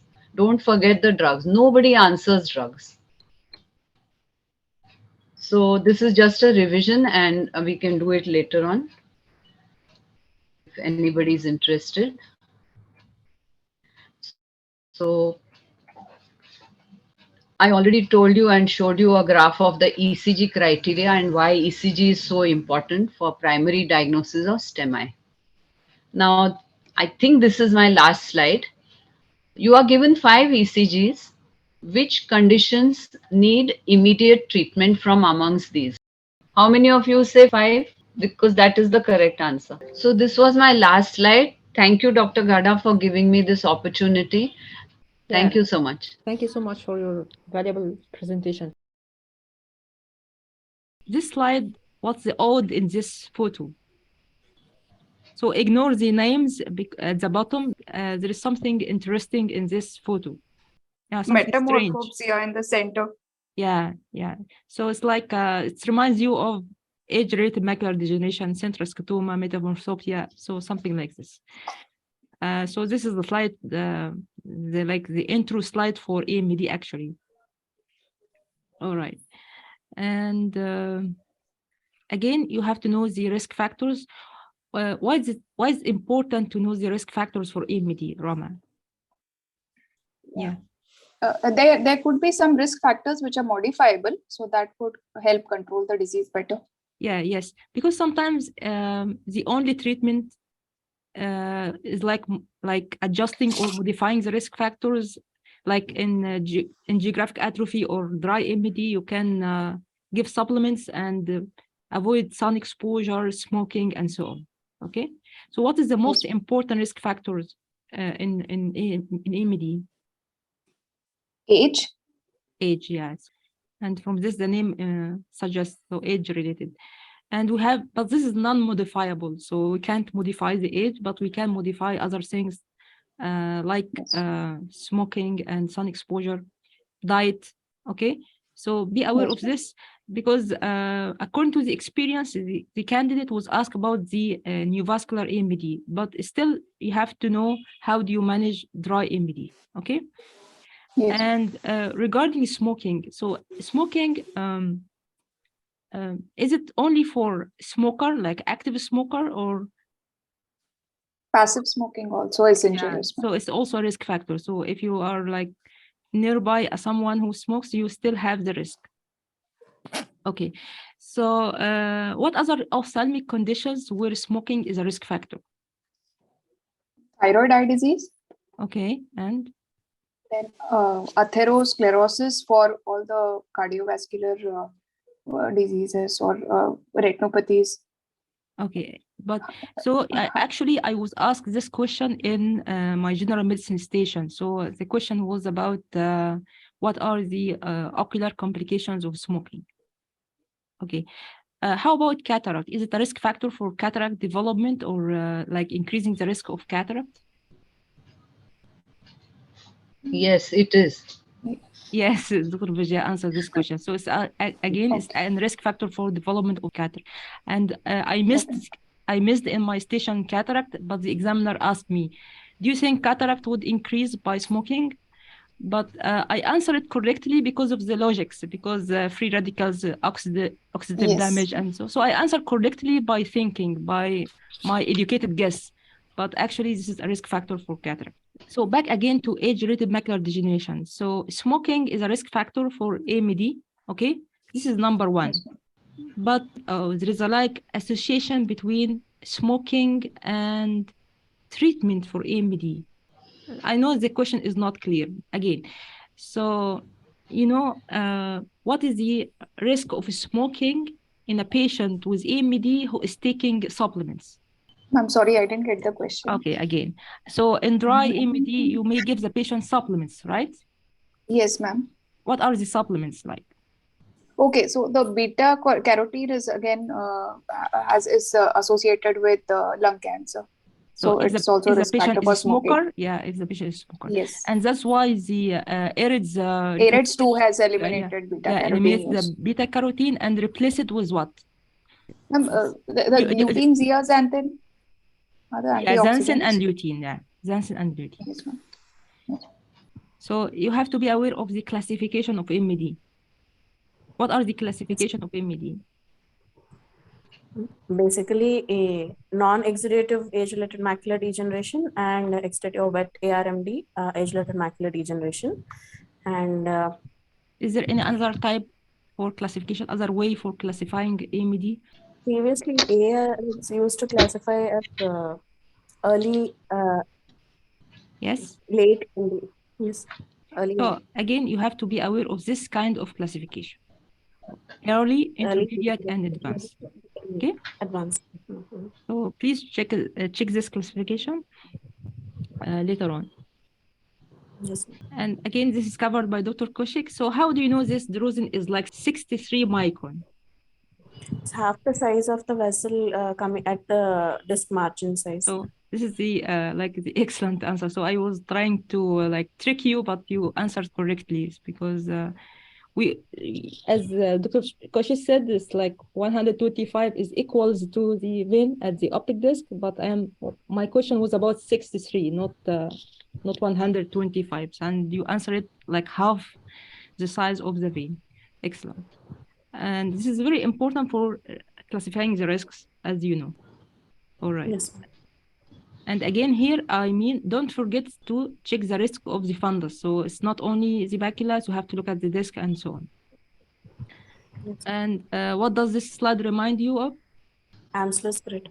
Yes, it's just imitation of Amsler grid, but actually this is not an Amsler, because Amsler is square. So you have to know a little bit about how do you use Amsler, because you are going to explain this to your patient. So you have to know some basics related to the Amsler if the time allows. Give me a list of the investigations, in general investigations you might order in AMD in general. First, Visual acuity, and then we'll do an Amsler's grid. Investigations. So I'm asking about investigations. Okay. So visual acuity is not an investigation. Okay. Amsler's grid, OCT, and fundus fluorescein angiography, optical coherence tomography, and if available, ICG in indocyanine green angiography, and OCT angiography if available. Excellent. So here, this is my list. So if you see, the first one is Amsler. So don't forget Amsler. It is actually, you might think it's not an investigation, but I'm stressing on the importance of Amsler because most of the time the examiner is waiting for Amsler grid. Okay. And so again, how to pronounce abbreviation, because some of us in my area in Egypt, we say octa. So don't say octa, it's like OCTA angiography. So OCT angiography. So for those who say octa, try to say OCT angio, or the full name, optical coherence tomography angiography.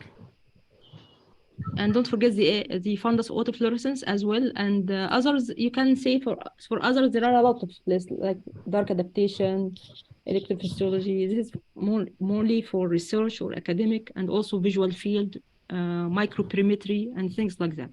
But keep the list of investigations in your mind. This is the OCT, and this is the OCT angio. And you have to study some studies are really important. So as you already know, the AREDS age-related eye disease study 1 and 2, and we have a lot of studies regarding the anti-VEGF, so you have to know them. So now the last question for you, Dr. So here, yes, ma'am. The lines, generally we can classify the lines of treatment as this. So we have like prevention, and you mentioned modifying the risk factors, and they have the treatment itself. What I mean by rehabilitation here? Improve their quality of vision, ma'am. Provide low vision aids, I mean, if their neo vision is less, we can give them neo vision correction. That will be Kestenbaum's rule, as in we give a inverse of the visual acuity as a starting, and then adjust according to the patient's need. Yeah. As in, yep. Yeah.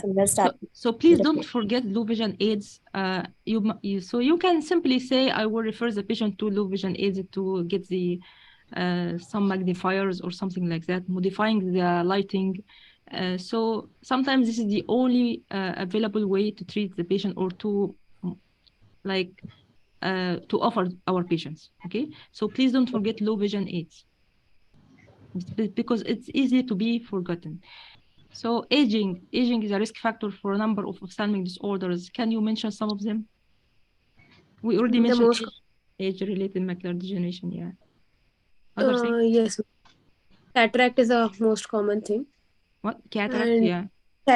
Cataract is age-related cataract. So we have different causes for cataract. So what do you call cataract with aging?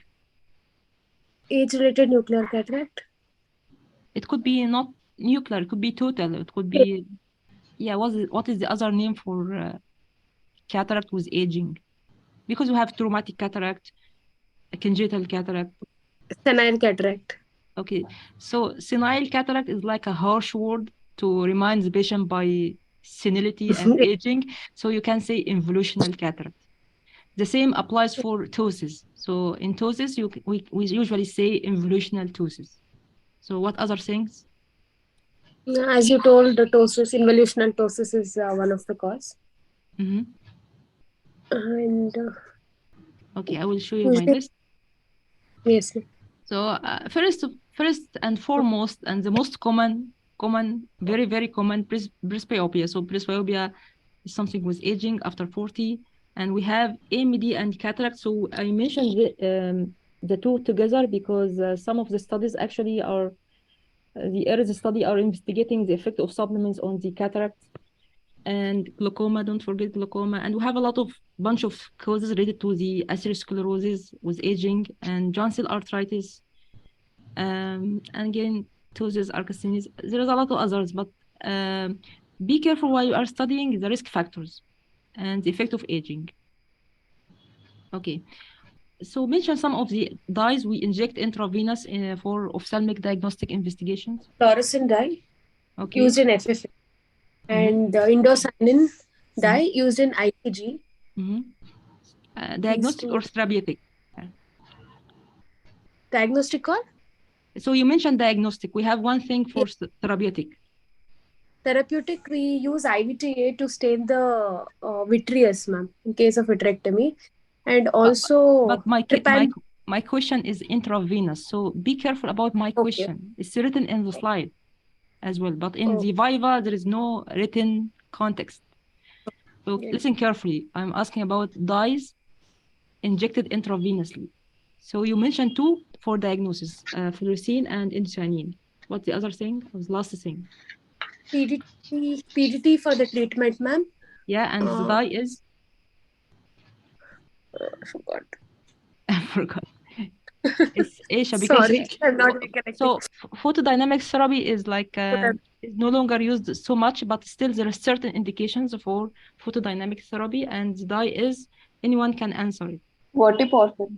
Yeah, vortiporphin. Yeah, and good you mentioned the brand, the what do you call it? The generic name, not the brand name. Good. And let's see.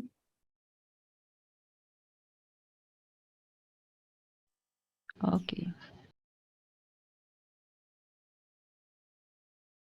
And I made some like only 3 videos that I made about the ECG, about the calculation of the rhythm. So we have to comment on the rhythm first and then calculate the heart rate. So you may need to check them if you want. And here is the experience that we're planning to cover, but unfortunately we didn't able to cover it before Bangalore exam. And I picked this experience because I felt it's tough. Yeah, I think the candidate wasn't lucky somehow. So as you can see, all this like lightning symbols, I think it's tough because she was asked about the counseling in Stargardt disease. So it's not written in Kanski, by the way. So genetic counseling in Stargardt disease. Can anyone answer this question? Because again, it's about genetics. So actually, she was asked about genetics of aniridia, and genetics of Stargardt. So Stargardts, we have like generally we can say it's autosomal recessive, right? Although there are some types are autosomal dominant, but Dr. Ghada, yes. Maybe he mean counseling about low vision aid and avoidance of vitamin A, and then they can say by the end they will consult ocular genetics for any investigation like this. So or I should. Yeah, thank you. This is, I think your answer is better than my answer. So you have to counsel about everything, not only genetics. Okay. Can you say it again, Dr. Maisa? So first you said stop smoking. Yeah. Stop vitamin. Don't overuse the vitamin A, right? You said this. And what else? Yes. Then if there is low vision, I can send to low vision aid department. Magnification. Yeah. Okay. Good. Yeah, magnification. What else? Then I will talk about driving to if there is low vision, he will not drive better. Then I can talk also about to use sunglasses because some of the rays can damage the retina. So to use sunglasses if he is outside, and to limit exposure to the sun. Excess sunlight. Okay. Thank you, Dr. Mais. And to be referred to geneticists, right? Maybe for family planning and so on. So I think it looks like an easy question because you already like oriented by this question. But if you all of a sudden ask this question, because I am the one who's supposed to. That's why you prepared this question. Okay, thank you, Dr. Sam. Maisa, sorry. So again, here there is a lightning symbol about ECG. She was so before my exam I was praying so much not to be asked about ECG. Despite that I was studied a little, but not in depth. But this is harsh to be asked about ECG. But I think now after Dr. Vijaya lecture, I think it's becoming much easier. And she was asked about the histological features of optic nerve glioma. Again, this is not a high yield question. Maybe in the second part, or like if you are appearing for ICO, you maybe ask about histopathology of the optic nerve glioma because you are focusing on pathology. But here in the final, she was asked about the histological features of optic nerve glioma. And we have like two key words. So we have two key words for optic nerve glioma histology. First, the name. So glioma. Nothing, ma'am. Rosenthal fibers are seen. Yeah, this is a key word in the answer. And this is the second one. And the first one is glioma actually is what? The other name for optic nerve glioma. Pilocytic astrocytoma. Okay? Astrocytoma. So actually, the answer is too short and too easy to miss. Okay, so just two key words here. Pilocytic astrocytoma and the other name for fibers. Say it again, Dr. Hannah. Rosenthal fiber. Okay, as Hannah said. And again, here another question about a photo for acute hydrops. Acute hydrops, like in keratoconus, is a very difficult photo. If it's not in your mind, you may miss it. So that's why you have to see a lot of pictures for different presentation for one disorder. So keratoconus complication like acute hydrops. And again, she was asked about his study in herpes simplex keratitis. Again, herpes simplex keratitis, I think she was given a picture of stroma keratitis, not epithelial keratitis. And again, this is a tough photo. Lastly, she was asked about the inheritance we covered of aniridia. So as you see, Viva questions might start by a photo. So you have to know to pick the signs correctly and list the diagnosis or the differential diagnosis, and usually ends by the management. And it might start by scenario, because she was giving a scenario of third nerve palsy, for example. And it might start by just a question. Like here, management of malignant glaucoma or management of MD, neovascular MD. So this is the 3 forms plus 3 styles for Viva questions. In the recorded version, I will end my lecture by one of my videos about the third one, mock Viva video. And it was about the orbital floor fracture, a very, very important topic. And you have to know the types of trauma that could result in orbital floor fracture. So finger pick, like a very trivial trauma, doesn't lead to orbital floor fracture. So you have to know the mechanism and the type of trauma. So please don't ignore the trauma chapter. So trauma chapter is important. And the chapter of side effects of systemic drugs is important. And what else? So trauma, mechanical trauma or chemical trauma. So please don't miss these important topics. And you will find the critique. I don't know if you went through this, but the problem in this video is that the candidate went to the exam with only what she is practicing without reading enough about theory. So you have to read and apply. So don't ignore the theory, and don't show off your knowledge. Don't appear like too relaxed, too confident, because it maybe sound like you are arrogant. So being confident is good, but overconfidence is not that good. Okay, the last slides, as you know, we have a photo quiz, and I think we covered it on WhatsApp, and it was about this implantable telescope for advanced stage of AMD. After cataract removal, you implant it in the capsular bag. This is one of the lines. And about the advice, because the exam is coming soon in a week, so don't please try or like pretend that you are not stressed, and do your best. So study smartly and spend every second wisely, and have a face. And in the Viva, keep a gentle eye contact and listen carefully to the question asked, please. Again, I want to congratulate our students or our candidates who passed last year, and I wish you all the best. So we will write down your names in the next presentation. And please, after finishing the Viva, if you didn't answer any question correctly, study it on the same day, because you might be asked the same question in your clinical station. So question could be repeated, but differently. So whenever you stumbled at question in Viva, study it wisely after you finish Viva. Okay, and please try to write your experience soon after your exam to help others and share it with us. I have last comments on some of your answers. So again, I mentioned you have to organize your answer. So sometimes it's hard to organize your answer if you are not prepared before the exam. So if you remember when Dr. Vijaya answered the question of management of atrial fibrillation, and she was organizing every line of treatment under a heading. So every line of treatment serves a purpose.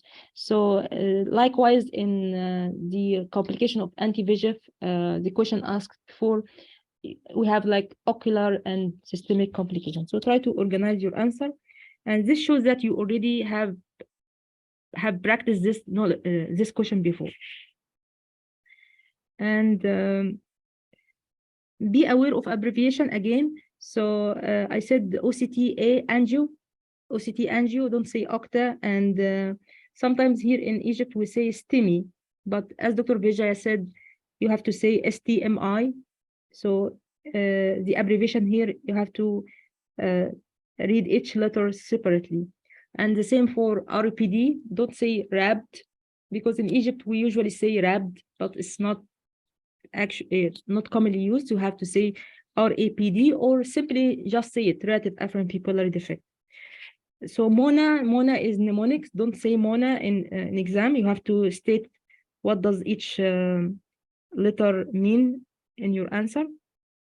Okay, and I think if you have like a cardiologist or anesthesiologist, a friend of you is a cardiologist, you have to exploit them. You have to spend like 2 hours with them. Actually, I think this is valid for the other candidates, not for Bangalore candidates. And I like the answer, one of you who said 12 lead ECG. It's like a full answer. I like it so much. And so don't forget when Dr. Vijaya mentioned that lead 2 is important for is the best lead for calibration of the rate and rhythm, or to comment on the rate of rhythm. Again, in the cardiac arrest, Dr. Vijaya mentioned that you have to move the patient to a hard, to be like applied on a hard surface, and it should be in a safe place. So you have to start resuscitation in the safe place. So ensure safety for yourself and for others. And especially during the cardiac shock or something like this. So safety is #1 priority. All right, Deepika, Dr. Deepika, please slow down sometimes you speak so fast. So try to slow down, because when you answer something you already know, you have a tendency to speak too fast. But I think it is not be a problem in your exam, because your exam in India. So here is my last question. Dr. Vijaya mentioned oculocardiac reflex. So we have here 3 candidates. So I want each one of you mention what is the relevance of oculocardiac reflex in ophthalmology.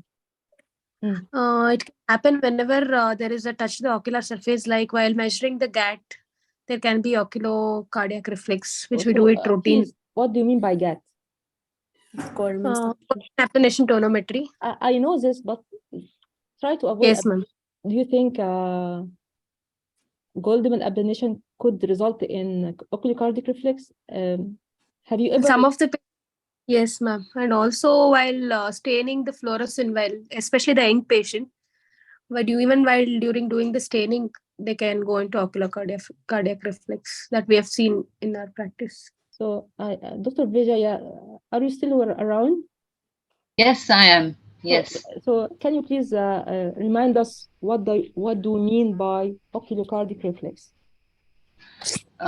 It is mostly related to tugging of the eye muscles, okay, during strabismus surgery or any of the extraocular muscles when they are tugged, the patient can go into vagal stimulation and bradycardia.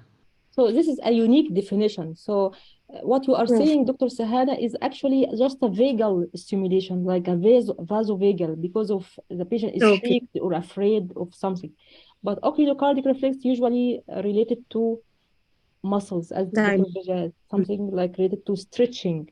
So actually, Dr. Beja mentioned one situation, which is strabismus surgery.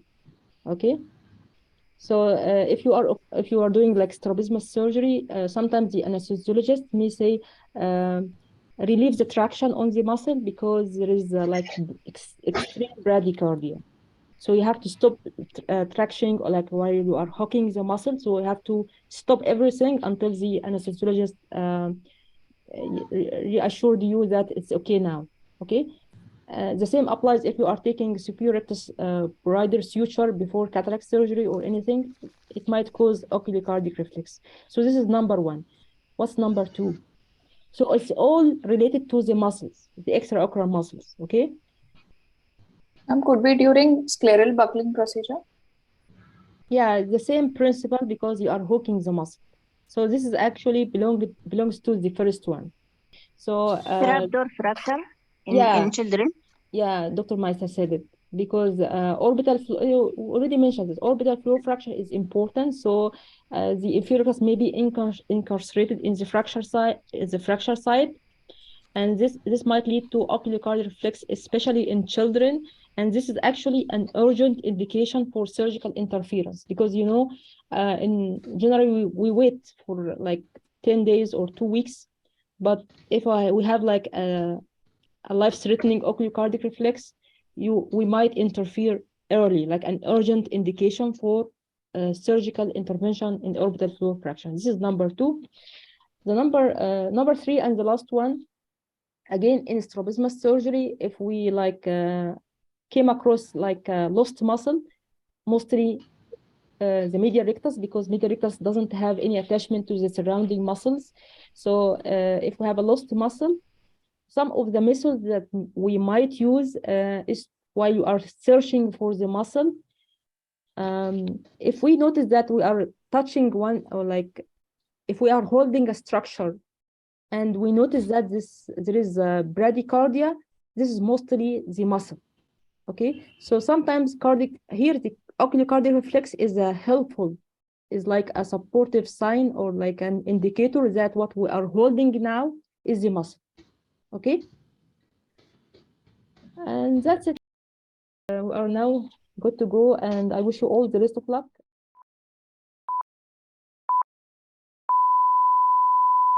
Good morning. Good morning. I am Dr. Mohammed Samy. How are you doing today? I'm doing pretty good, thank you. This is anterior segment Viva. Well, we have this young male patient who sustained a direct trauma to his right eye with a cricket ball. Now he's complaining of double vision. Yes. What could be the possible causes?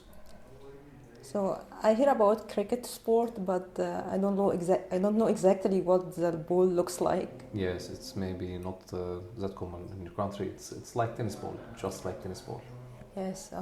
Okay. So since the object here is bigger than the orbital opening, so the most important cause that came to my mind is to exclude the blowout fracture of the orbital floor with entrapment of soft tissue and muscles like inferior oblique or inferior rectus muscle. Okay. What could be the other causes of the diplopia? It could be just the orbital congestion and edema and hematoma of the muscles without entrapment or without blowout fracture, and this is usually resolved within 7 to 10 days. However, other rare causes like trauma to the trochlea with impairment of the superior oblique function or traumatic loss of fusion after trauma. Another important thing I just remembered that first we have to differentiate whether it is uniocular diplopia or binocular diplopia, because if there are certain causes for uniocular diplopia from blunt trauma like lens subluxation. Okay, this is impressive. In this patient, would you find proptosis or ophthalmos? What? Say it again. In this patient, do you expect to find proptosis or ophthalmos? Yes, it depends. Yes, depend on what? Yes, I mean, it depends on the how big the fracture size. If we have a large fracture size with massive loss of tissue, orbital tissue, we expect the presence of ophthalmos. But if there is a like retrobulbar hemorrhage or severe edema, so we might expect proptosis. And sometimes no change in the globe position. I have to mention that if there is ophthalmos usually evident later on after the edema and the congestion resolve. Very well. How do you assess? How do you manage this patient? There is ocular assessment, or what other ocular assessment would you do? Yes, first I have to exclude ocular damage, so I should do a full ophthalmologic examination starting from the visual acuity, best corrected visual acuity and pupil assessment to exclude like traumatic optic neuropathy and hyphema and lens subluxation. So every part of the eye should be examined, and also I have to exclude optic damage. And if there is a suspicion of associated head trauma, so I have to check the general condition of the patient.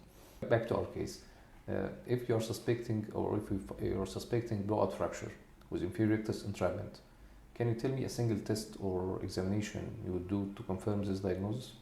I see what you are saying. So you mean I have to do a force reduction test? But actually, I'm a strabismologist, so I never do force reduction test at my clinic. Nowadays, we have CT, so we have to order CT with thin slices, and now they can check the density of the tissues and confirm the presence of inferior rectus entrapment in the fracture size or not. In my view, I don't like to do force reduction test at my office. Okay, at least you can tell me when and how to treat this patient. Generally, as a strabismologist, I usually do full ophthalmological examination and check the range of eye movements and measure the angle of strabismus in different gazes and properly do his test to check whether the diplopia or the angle of strabismus is improving over time and not. So I usually refer these cases to my orbit consultant and my oculoplastic surgeon who takes the charge of dealing with surgical interference or not. Okay, this is fine, but at least you know when you treat this patient. So I said earlier we have to wait like 2 weeks, in the hope of improvement of the diplopia, but.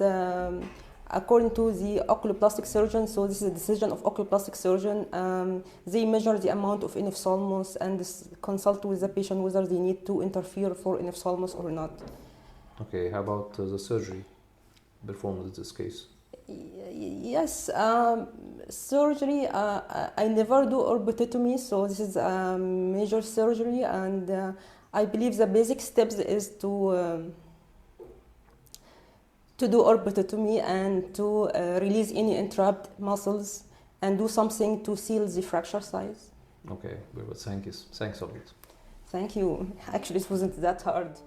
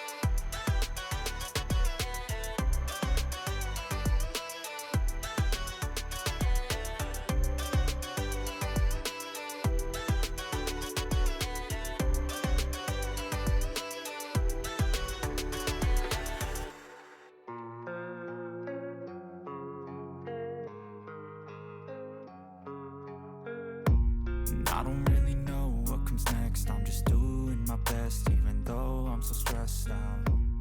Everything just feels like a test that I fail, so depressed when I can't seem to get out.